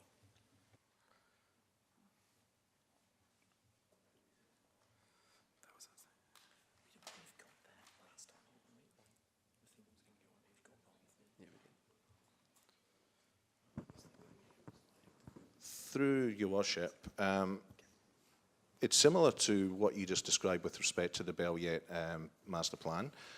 A lot of this documentation that's provided within this report will definitely be included within the pages that go to the engagement, including, as the CEO mentioned earlier on, the initial objectives, the current layout and current issues with the site, as well as the proposed layout and all of the future elements proposed within the draft master plan as well. In addition, we will also provide a link to this council report that's on the public agenda, so they'll be able to see clearly everything that's included within this report as well. Okay. Can I ask a supplementary question? Before you send it out, can you please send it to the elected body so we can see what it looks like? Yeah, Smith, I'm happy to commit to that. Thank you. Councillor Piggott. Question following on from Councillor Carbone's excellent questions earlier. Could I also ask, in the pack, as he says, will we have an analysis that says, you know, how many people we think when we've got a sellout show at the Regal and the open area happening, how many people that will be, and how many cars we'd say, and how many cars that would generate, and how the 60 compares to it? Will it talk about that? The concern about how far into the streets we're going to go. It's all very well going across in the city of Norwood, but people will want to stay in the same side of the main road, by and large, I'd say. Will it go to that point? Does it either inflame or address the issues of how much on-street parking we required if we do all this and we have it really singing? Can I answer that now? Potentially 700 people on site at once. You were talking about 300 potential capacity at Hula Hoop when you have a big event there. Is that correct, what you said? Was that... At one time, about 150. Okay, so 150. And at one time, when the the Regal has had full house for a live event, you're looking at 500. So you're looking at potentially 650 car parks. Now, what happened during the Adelaide Festival Centre shutdown was that the Festival Centre sent out an email to all those residents who booked, or everyone who'd booked tickets, and you could do the same thing, where we were suggested where we could park. Now, I've spoken to a lot of people who go to the big Regal shows, and they all seem to park on the other side, that is down May Terrace and Uxbridge, because they don't know there's actually car parking on the other side. I always park in the side street that's at the back of the Constable Hyde Gardens. But Your Worship, are you saying that will be included in the pack that goes Well, out? this is what I'm just talking about in terms of getting people to understand there are other options. I park in the street behind Constable Hyde, or in that car park in there. There's virtually no one there. But just coming back to So it's about making people aware who are customers that there are alternatives, including the Woolies car park on a Friday night and a Saturday night, not on a Saturday afternoon or Sunday afternoon though. But that there are other places that people can park, so they don't all have to go down May Terrace or down Uxbridge. But the question, so I'm but just... will Are you saying that that will be? I'm not saying anything apart from answering Councillor Picker's question about the numbers, but it's also about if we, like it's the Regal, could notify customers that there are alternative car parking places even now, then that could actually lighten the load of May Terrace and Uxbridge carrying it now. Could. Just a suggestion. Thank you for that. The question was, will there be that sort of analysis? If that's the answer, then great. Yeah. But will there be that sort of analysis, or will there be an analysis of what does happen and what impact that will have on surrounding streets and residents when we've got this thing running well? That may be the case, but I'm asking whether that will be in with the consultation, because I think it needs to be, because otherwise people will make their own conclusions. Through Madam Mayor, the short answer is no, because I don't think we have that data at this point in time. So at this point in time, I wasn't intending to put that in the document. So we're taking a flyer on the 60, in fairness.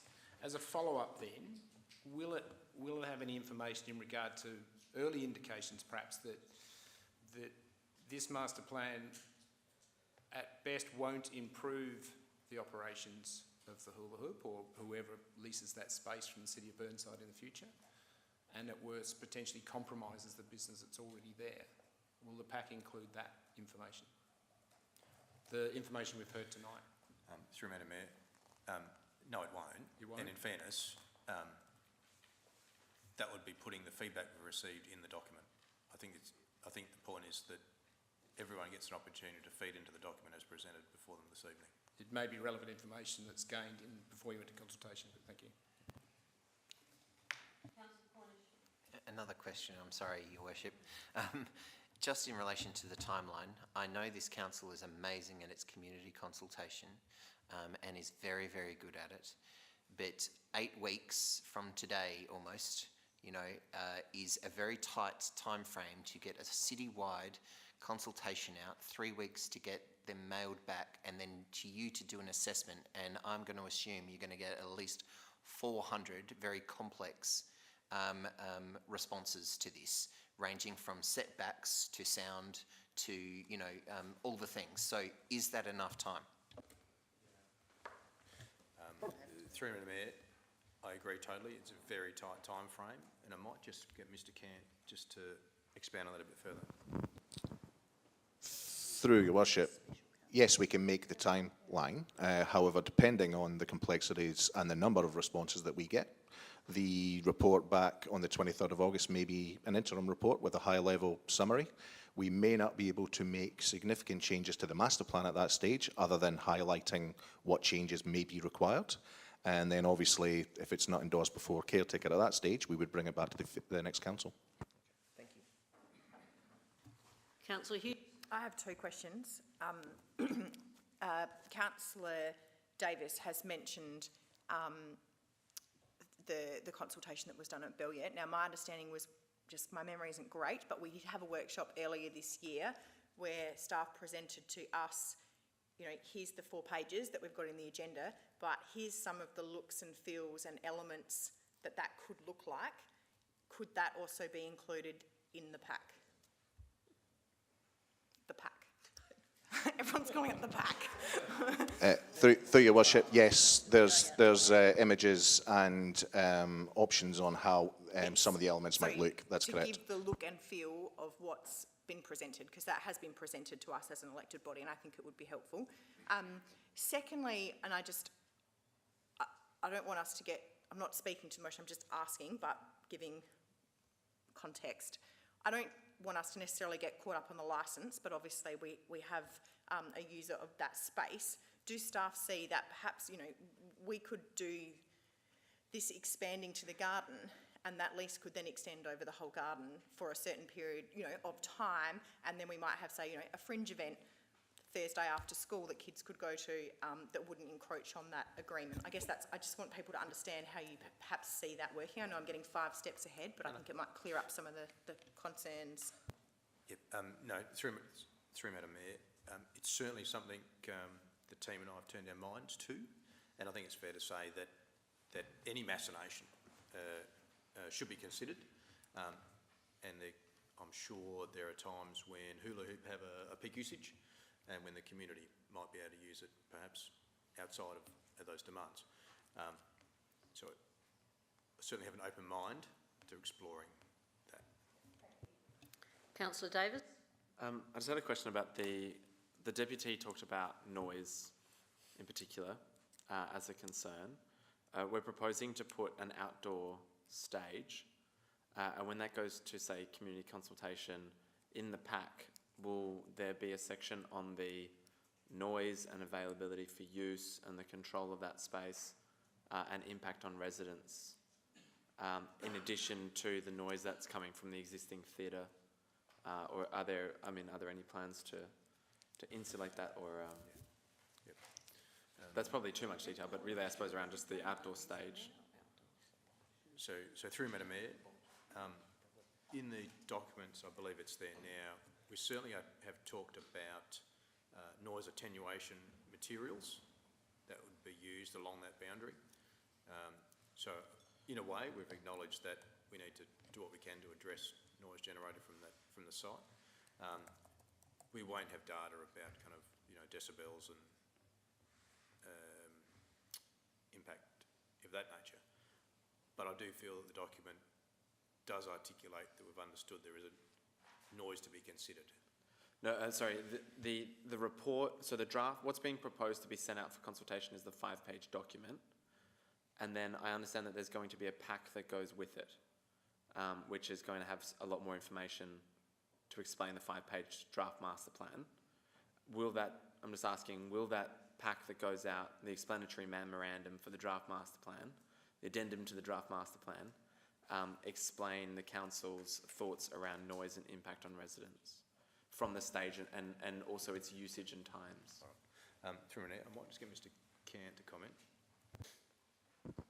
Through your worship, not to that level of detail, no. But it will acknowledge that noise attenuation, as the CEO said, is a key component of this master plan that needs to be addressed, not only for the future use, but also the current use as well from the existing cinema. We're aware that that's currently an issue that needs to be resolved, and that's clearly identified in the papers. Can you put that exact sentence in the addendum to the draft master plan? Through your worship, I'll listen back to it and I'll write it down.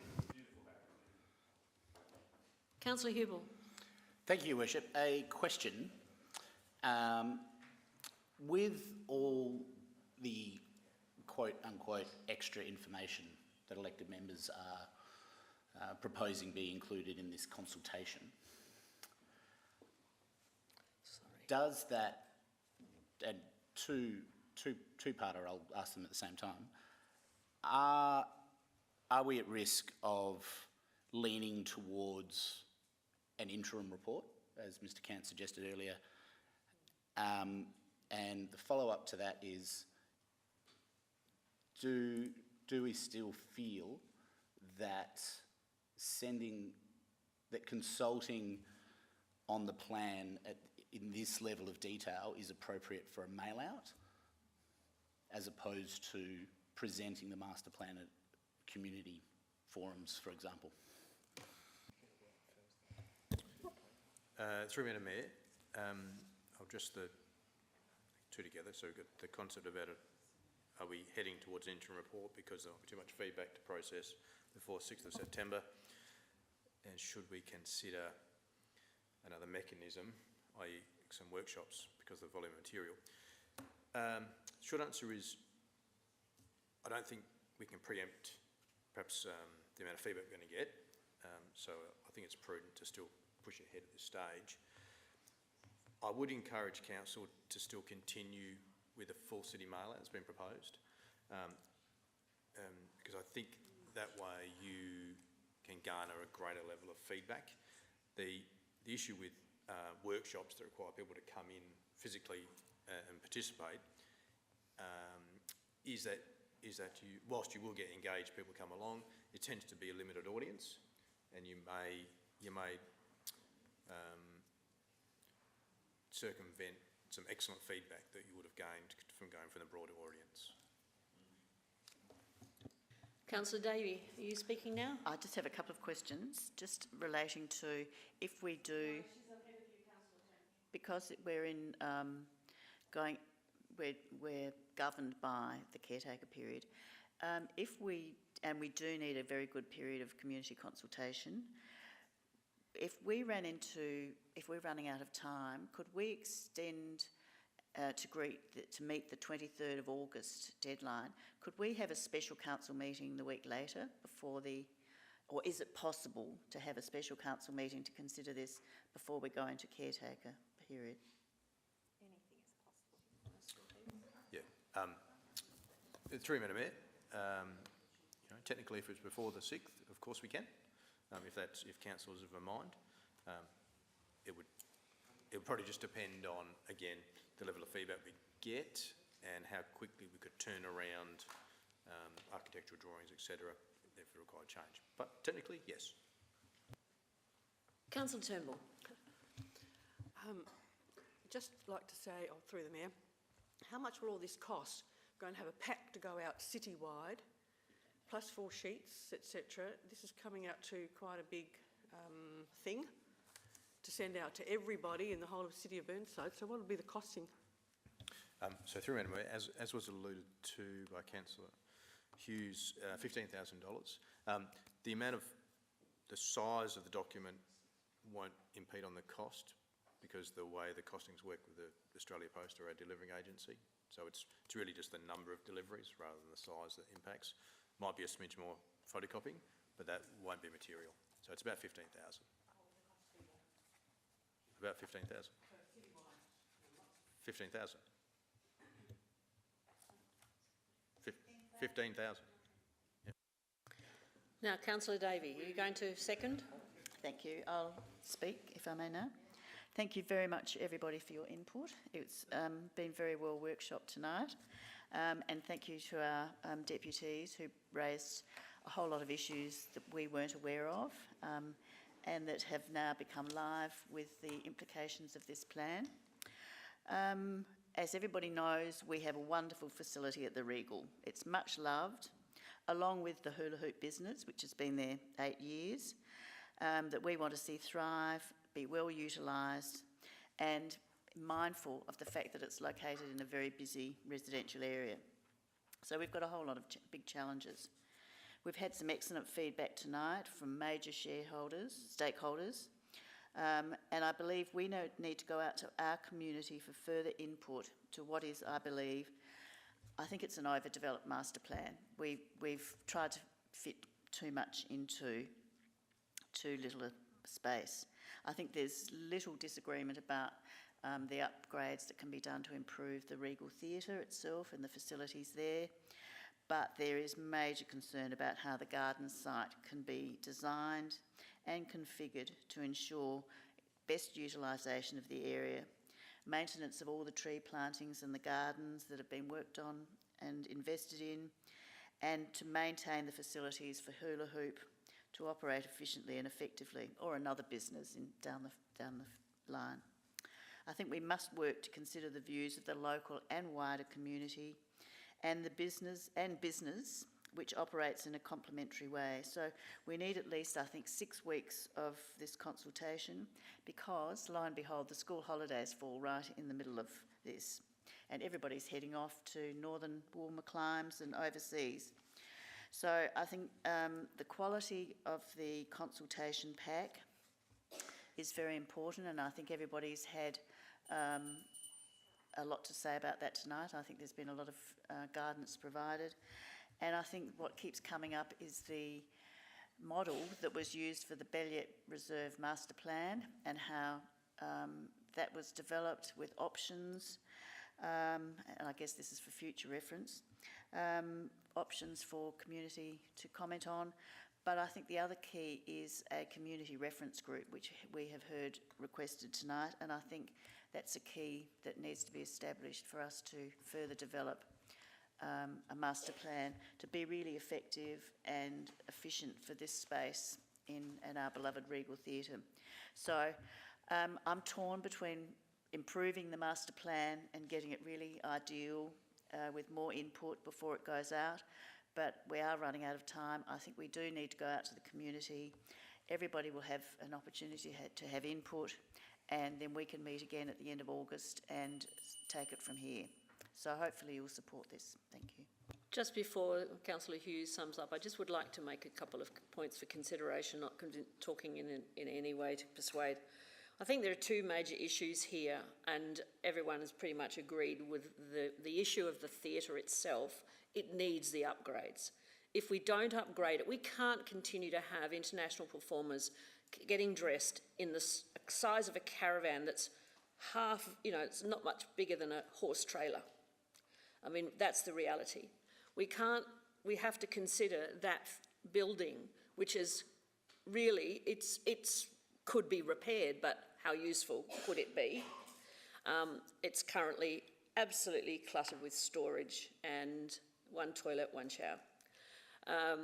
I've been in it, so has Councillor Jones, and one or two other people have been into the building and seen how it's used at the moment.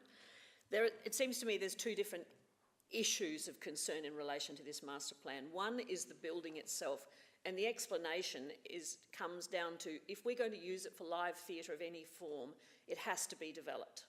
If it doesn't get developed, we will not attract more live shows, and that is probably our main source of income out of that theatre right now. Over 15 shows a year that are presented, 2 hours each performance, and those performers and musicians need to have a place to change. They get changed currently either in that little caravan, if it's gender different, or in basically a room the size of a cupboard. So they need a green room and they need toilets. There is also a problem and an issue with relation to the users of, on a big night when hula hoop is fully functioning with their music as well, and the theatre itself, there is a need for separate toilets, because when there are 400 people coming out at interval, and you know what it's always like, ladies, queuing for a toilet, and then you have additionally, potentially, maybe half of the audience from hula hoop also trying to come into the theatre to use those toilets. So that's another issue that needs to be understood by everybody here as well. And I think it's almost like and the parking is a separate issue altogether. The big shows are only ever on a Friday night, Saturday afternoon and Saturday night. That's the only nights that the Regal run their very large live shows. And there could be something done about improving the information to go out to the community, because people come from all over Adelaide to those shows. It's not just the local residents. In fact, that's why it's important, because that is what is bringing us the best revenue in terms of the rental and the hiring. So it's almost like there needs to be a staging of the development and the staging of the physical facility of the theatre itself with a priority for funding.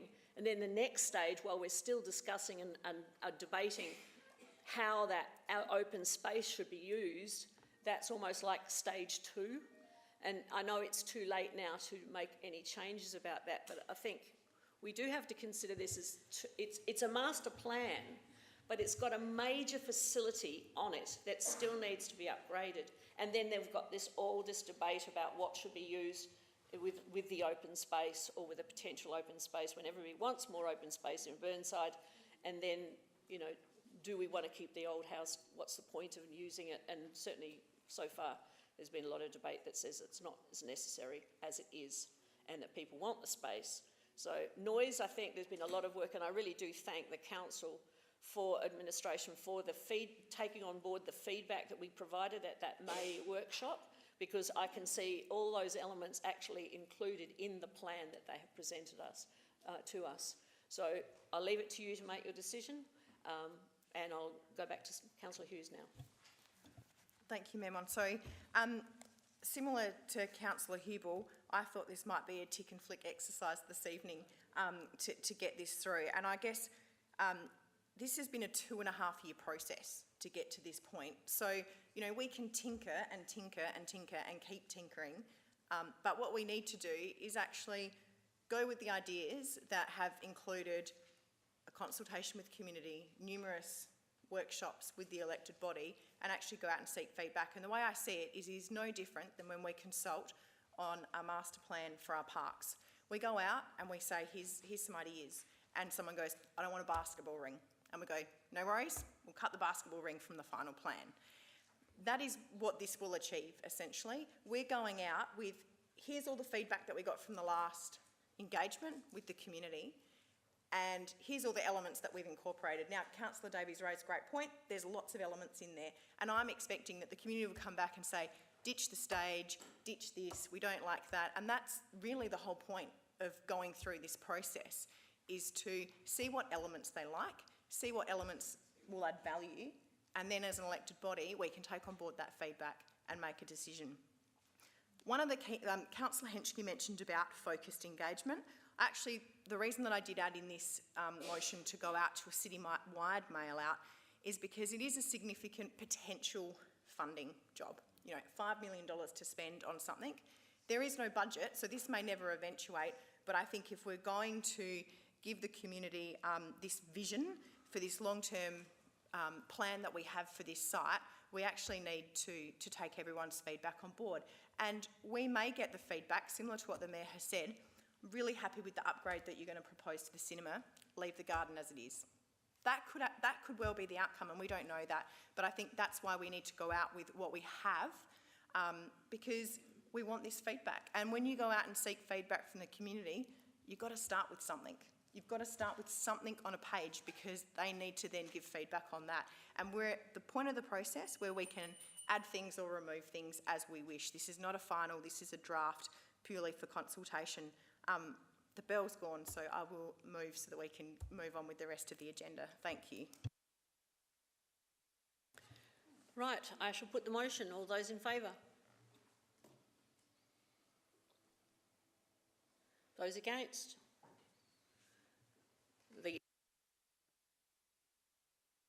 The motion is carried, and that move that we have a break at this point in time. I'll move it. All right. Thank you, Councillor Davis. Moved it. Councillor Hughes has seconded. I'm taking the hands. And those in favour? Against? Carried. 10-minute break. We resume at 9:30.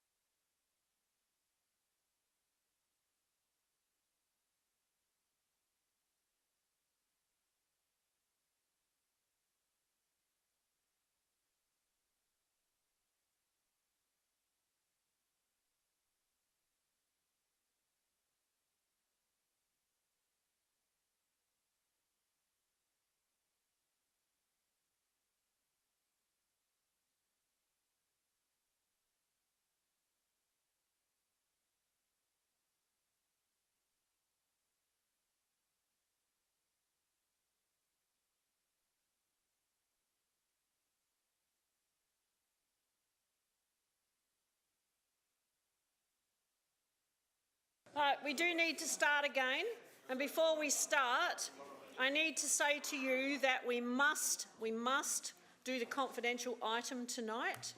We have 2 other items that are likely to take time, and while I appreciate everybody's comments, I do ask you to consider the importance of all 3 of those items and make sure that we can get through those 3, because they are all vitally important.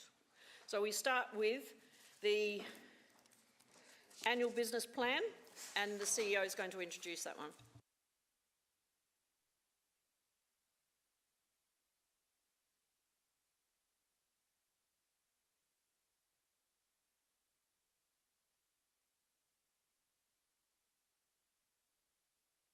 Getting ready, I just remind you that at 10:20 I will be asking you, if we are not through to that final, I do ask you now to consider that we may have to go extra time because we must do the final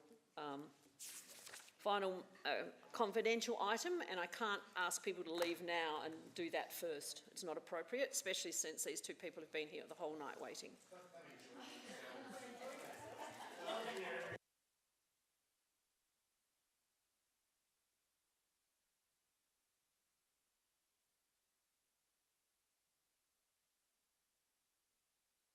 And we may have to defer your motion on notice, Councillor Davey, if we run out of time. Well, if people, it's not urgent, it doesn't have to be done tonight.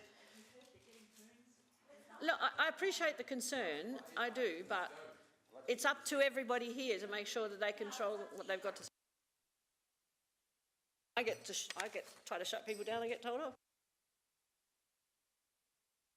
He's ready now. He wasn't ready before.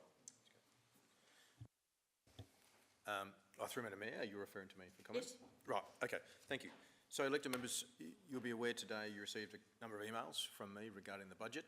In short, we've had a shock bit of information come through from East Waste, and it turns out that we need to allocate an additional $280,000 in this coming budget to accommodate interest costs largely due to fuel and recycling charges in the coming budget.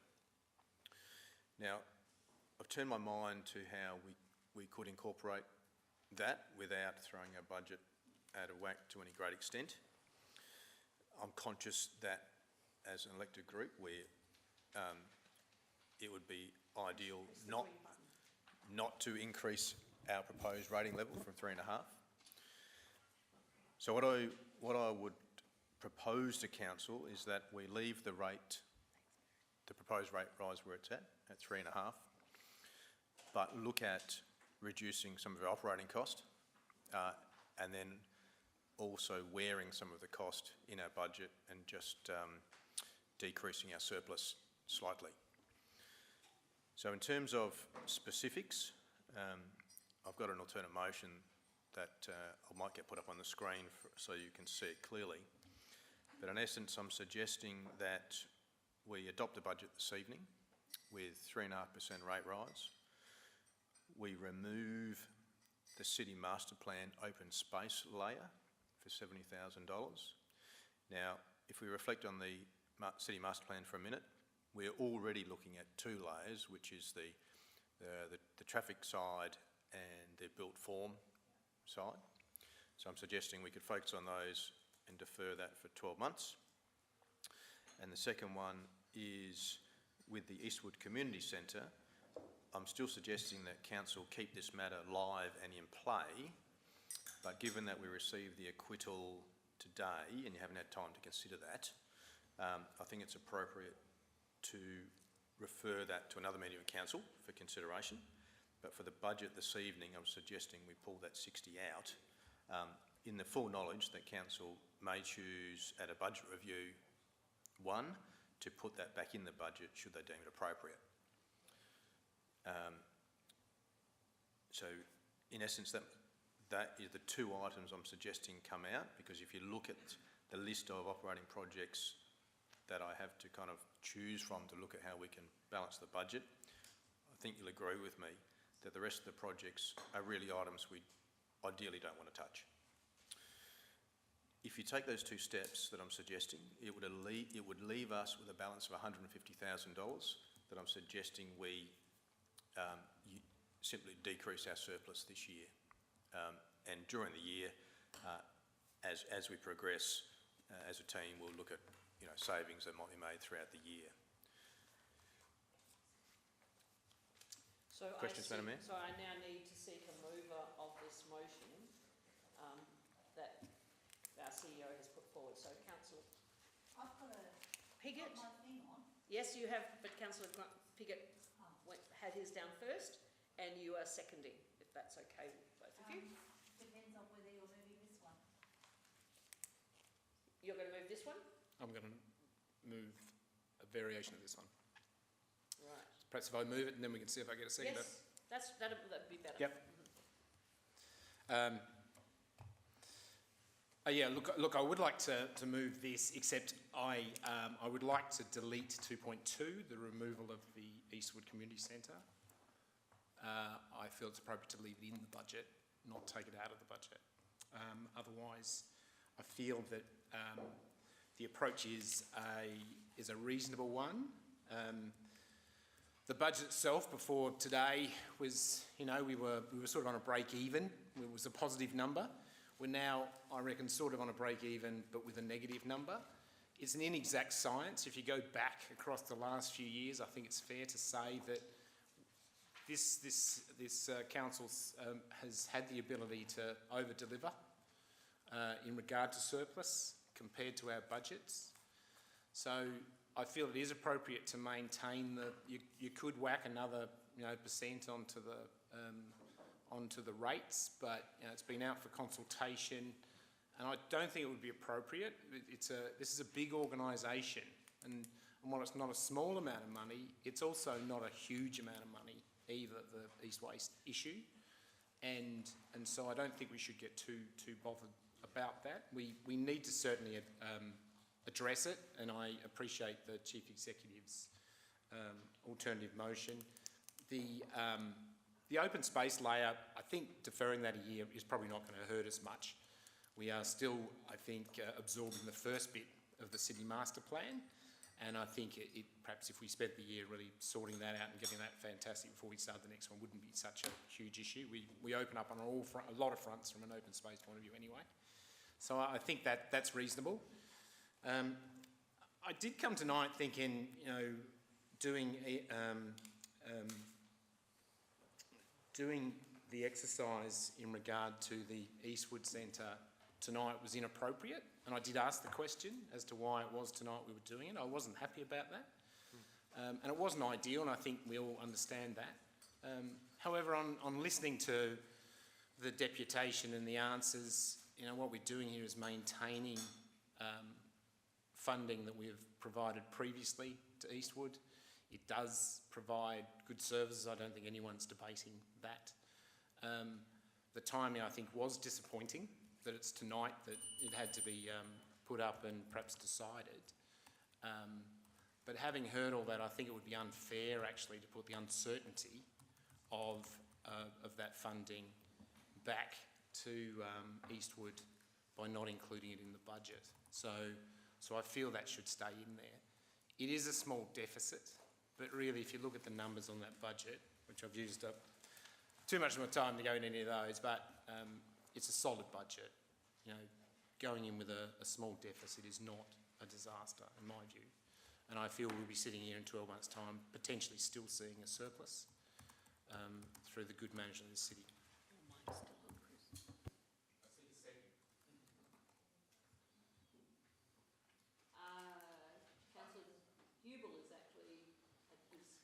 Can I ask a question before I second?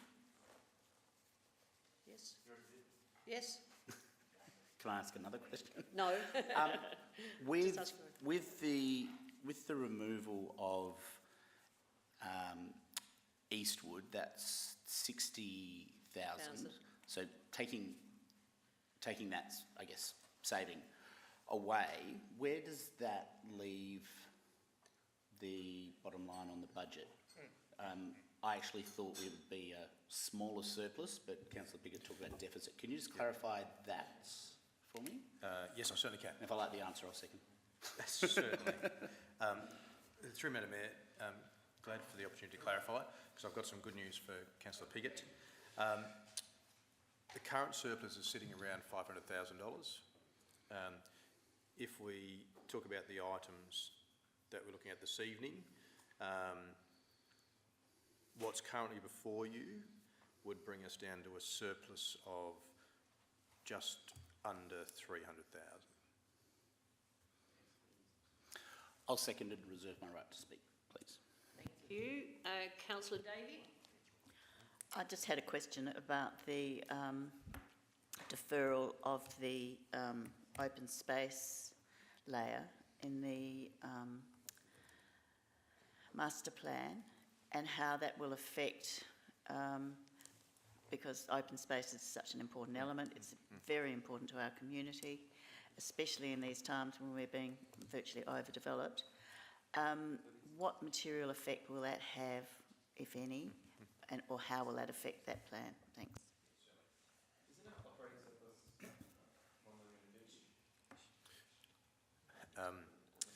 So, through Madam Mayor, we're talking about our underlying surplus, which strips out these items. I had a question. And if I can refer to the question that is before me, I'd refer that to Mr. Cant to expand on, please. Through Madam Mayor, I was trying to answer two questions, which I shouldn't have done. So let me focus. Let me focus on the first question, and I'll refer that to Mr. Cant. Through your worship, we were always intending to do the development of the open space layer of the city master plan over 2 years. We can produce, if it's deferred for 12 months, and it's done in the 23-24 year, we can do it in a full 12-month period. It would essentially push us back 6 months from our original intended timeframe. Other than tidying up our various strategies and policies and put it into a visual layer as part of the city master plan, which is complemented by the urban form and the transport, which is certainly something we see as very important. That just pushes us back 6 months. So we still have the existing strategies, we still have the existing policies and plans in place, and we just missed the opportunity of finalising that layer of the master plan by 6 months. Councillor Hughes. Sorry, I also have a question. There's just been some correspondence today from the CEO. I'm just wondering if he might be able to clarify, please, Mayor Monceau. There was a previous email around the open space layer of 70, Eastwood Community Centre 60, but then in an earlier email there was the wheel park, and I appreciate that that's part of the CEO's report. So are we not adding the wheel park consultation to this, or has that been included in different figures? I'm just confused where the figures are coming from. Through Madam Mayor, happy to clarify that, and I must apologise. The original figures that I provided were incorrect.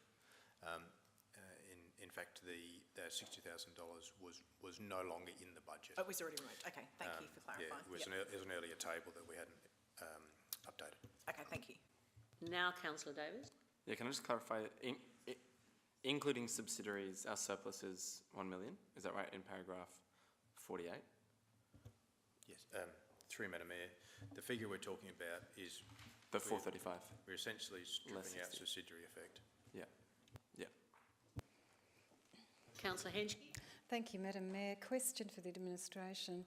The East Waste budget pressure,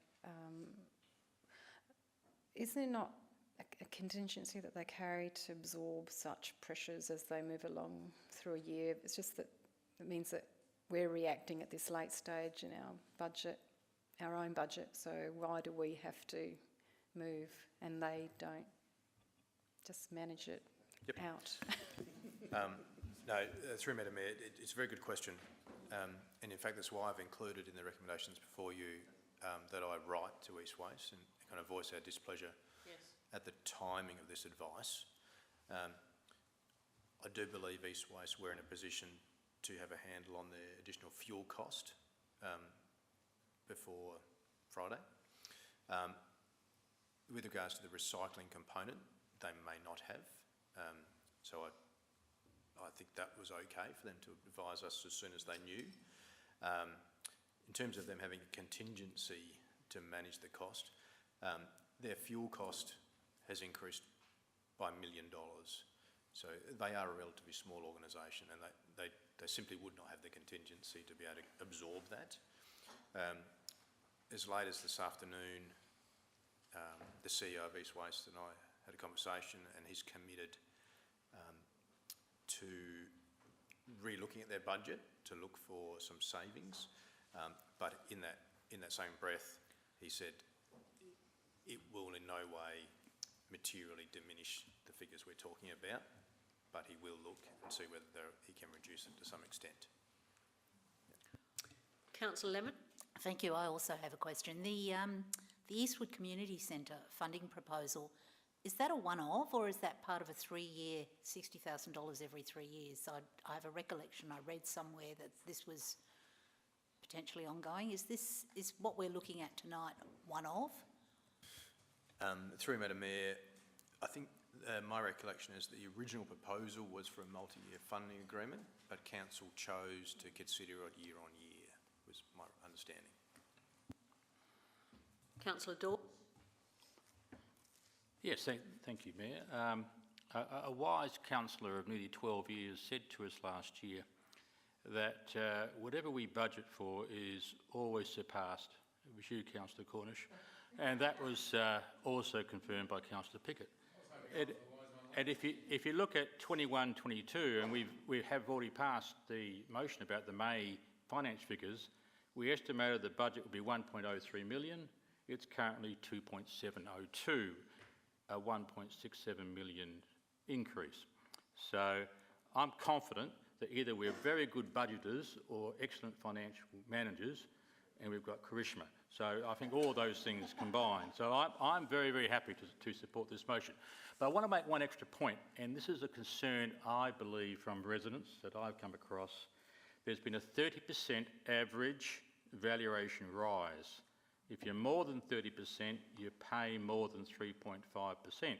In the paper a couple of weeks ago, it said that the average increase for Burnside was 5.4% for residents.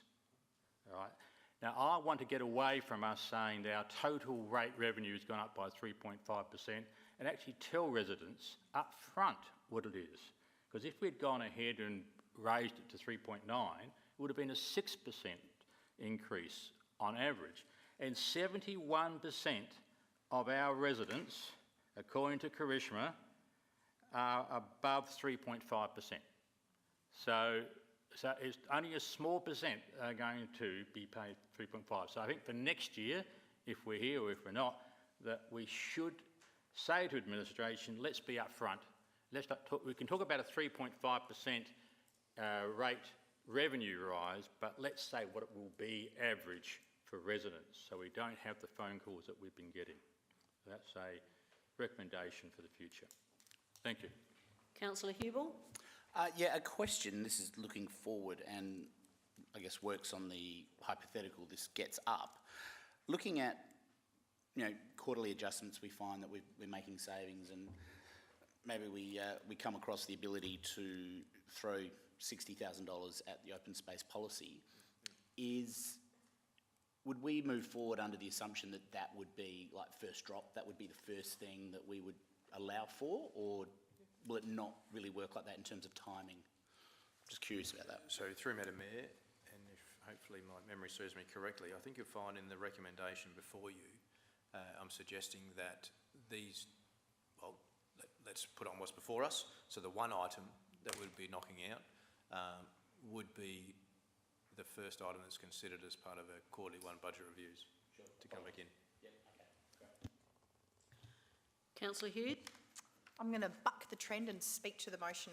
I'm happy to support Councillor Pickett's motion.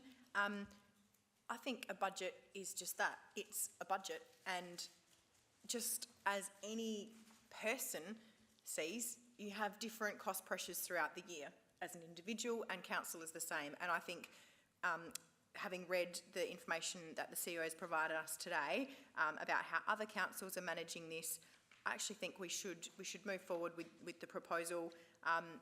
I'm happy to remove that. I agree we should leave the Eastwood Community Centre in there. I think, having heard the deputation this evening and also last year, they actually provide benefit to the whole community, but also to the wider community. And hearing some of these stories around how they've been helping individuals, I think that's actually really important to us as a community, but also as, you know, as Adelaide, we're seeing things like Catherine House. They're all really important things within our community that give you that, like, feel good, I've contributed. So I'm happy to leave that in the budget as Councillor Pickett. So I'm happy that you've moved it with removing 2.2.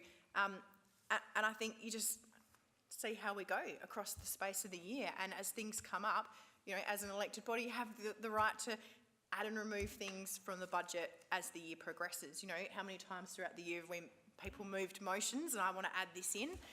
Well, maybe next year's council, unfortunately, might have to have a little bit more self-control than some of us have had over the last 4 years.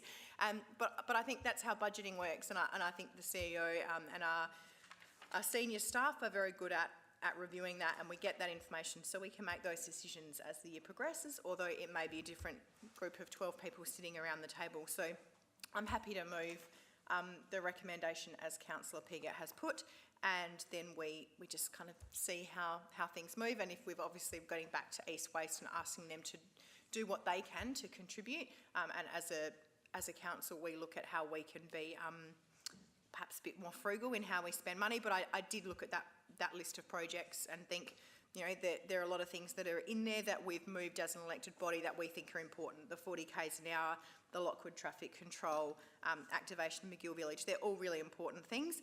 And I'm hoping that staff, having spoken with Mr Cant earlier today, you know, will be working towards getting funding and grants from other means to help perhaps see some of those shortfalls. So I'm happy to support the motion that Councillor Piggott has put through.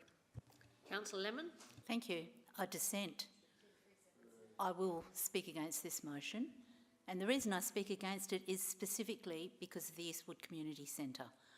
I would support the original motion suggested by the CEO, because in that original motion, the Eastwood Community Centre $60,000 funding is kept alive to the first budget review, and it is looked at seriously since then. And the reason I say we should go back to the original motion is that the community centre has yet to acquit its $60,000 that we gave it last year.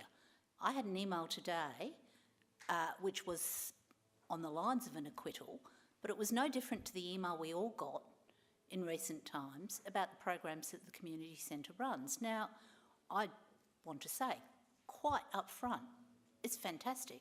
The programs they run is fantastic. But none of that information that came to us gives me any idea of where the $60,000 was spent.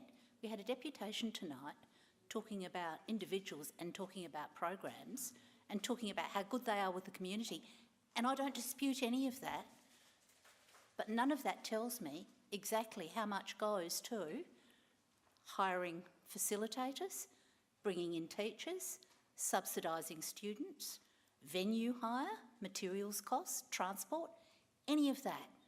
None of that gives me any information about that. And I can't sit here and feel good, which I do, about the work that they do, but that's not my job. My job is to be clear about where that money that we give an organisation is properly spent. And what makes me feel that way is that in the last 2 years, I and other people around this chamber have sat on the community grants panel. We actually make the local kindergarten that wants $750 to run an art program for its students jump through hoops in terms of telling us where that money's going to be spent. They tell us what their major funding source is. They tell us what they're going to spend on materials. They tell us what they're going to spend on venue. They tell us what they're going to spend on facilitation. It's all listed for us to look at. They tell us who their major funders are. They tell us who is going to benefit from this. It is this group of people or it is this group of people. They don't give us the broad brush strokes of how fabulous they are, and we know that kindergartens are fabulous, primary schools are fabulous, the Eastwood Community Centre is fabulous. We know that. What I don't know is how exactly that money's spent. I don't know whether it's spent to offset debt, because I haven't seen their books. So for that reason, to be consistent in how we actually allocate funds in this organisation, I need more information. And going back to the original motion, which puts this off to the first budget review, means it gives the Eastwood Community Centre the opportunity to acquit the previous $60,000 to our satisfaction. Councillor Cornish. Thank you, Worship. I will support the motion as it stands. I do also support the inclusion of the open space in there. It's a 6-month delay. We've still got all of our policies and procedures in place. Open space is certainly protected. I think we also have some more time to actually learn from our mistakes from the other 2 layers of our city master plan before we embark upon adding another one to it, because we're still rolling it out. So I actually am quite happy about a 6-month delay with that additional layer. And I will probably counter Councillor Dawes' commentary about transparency about the rates. I think we need to stick with the council agreed position of just using the rate revenue rise rather than doing, a City of Adelaide and beating at the sound of our own drums, and let's just pick a different metric that we can measure, because they only measure against the rate in the dollar that changes, in which case we'd be going down. Our rate in the dollar is going down because the property values are going up, even though we've got a small rate rise. So I think we need to keep consistent with all the other 67 councils in this state in terms of how we report. But I understand your point, but I'd prefer if we stay consistent across the board, so it's apples with apples. Councillor David.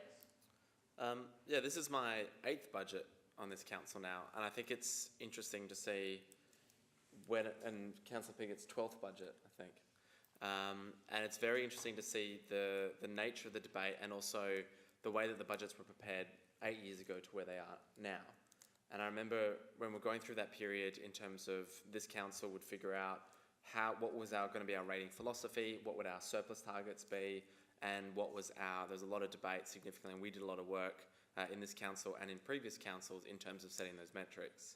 And I very much applaud, and I think we can go very confidently now into the future, setting our rate increases pegged to LGPI. I understand the LGPI in the March quarter was 4.5, but if you look at during the COVID period, LGPI was quite low, respectively, and particularly in December. So we also aim for a $1 million surplus each year, and we're sitting at $800,000, I believe, including subsidiaries for this year. And we're looking at repaying our debt over a 15-year period.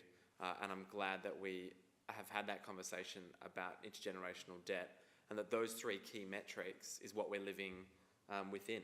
And I think Councillor Cornish makes a very good point, where Adelaide City Council is the outlier and confuses everyone. It's not our problem, it's their problem, where they have the rateable income of properties, and also they rate on the value of property. So in the last 4 years, their rates have gone from 102 to 122.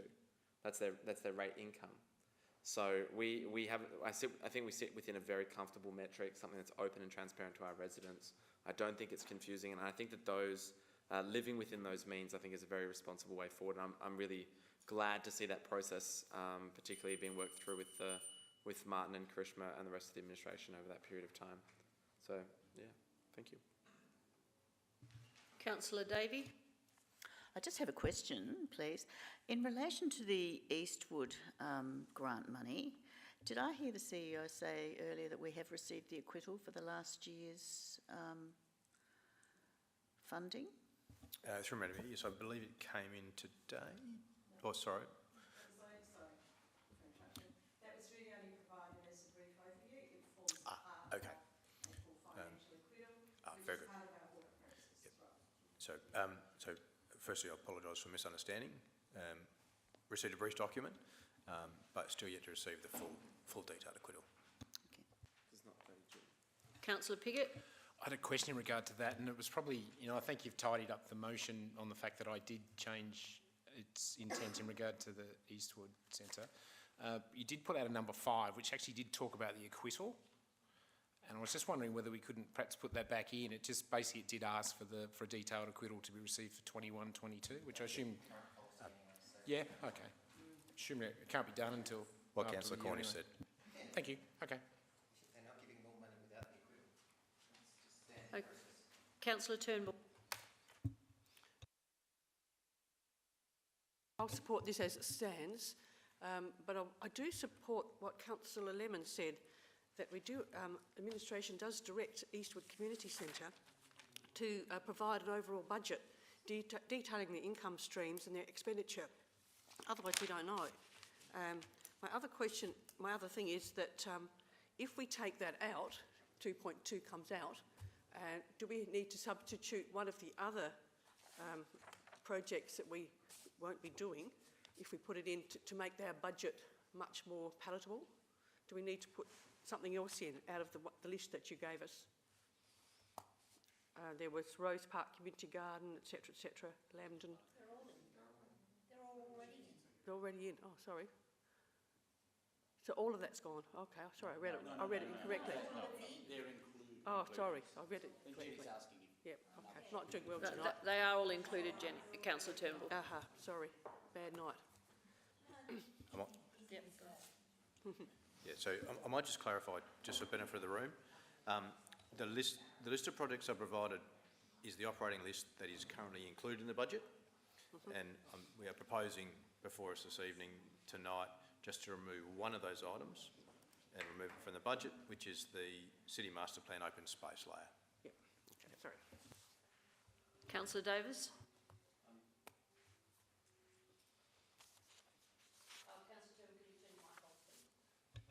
Just a question through you, Your Worship. Aren't acquittals normally prepared because the money has been provided on an annual basis from 1 July to 30 June? And given that we're not 30 June yet, it wouldn't be reasonable to expect that we would have received an acquittal for the last financial year that still has 2 days to run? Oh, through me a minute, that's absolutely correct. I must admit, I was surprised. We got even the draft, which I thought was excellent. Thank you. But certainly, they've got a few days to the 30th of June, and then obviously a reasonable period to provide that after that period. Community grants do get much longer to provide their acquittals. Councillor Lemon. Yes, I have a question on that, because I'm curious. So the acquittal comes after the 30th of June, and then what happens if it's not up to scratch? What if you don't like it? What if it's not telling you what you want? What happens then?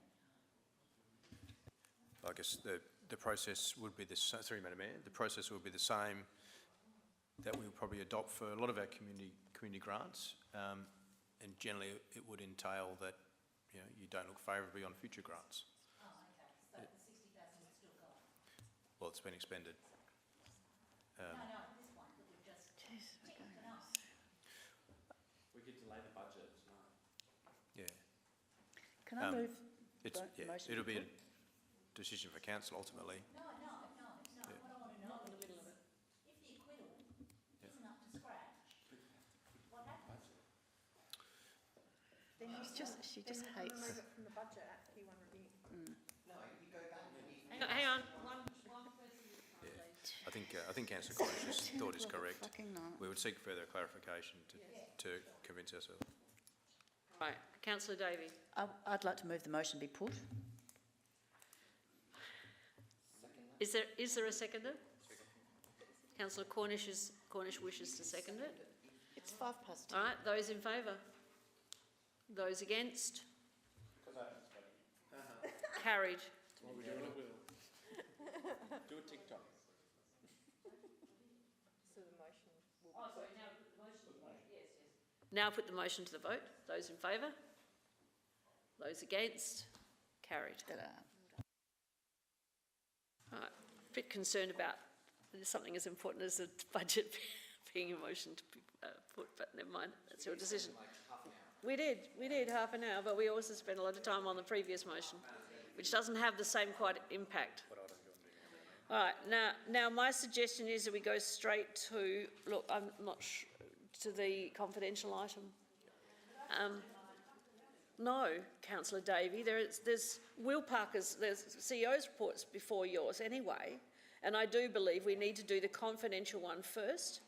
And Councillor Davey, I'm not putting yours first because we still have the CEO's report first, if I needed to put anything in it first. The confidential stuff, I don't understand why, so. Would you like to? Yeah. Thank you. Yeah. Through Madam Mayor, Now we're wasting. I think with item 15.1, the reason why the Mayor might be suggesting bringing it forward is that if we don't make a decision either way this evening, the decision might be taken out of our hands by the owner deciding to go ahead with this development and not consider our offer. That's the reason why we're saying it's important to deal with it tonight.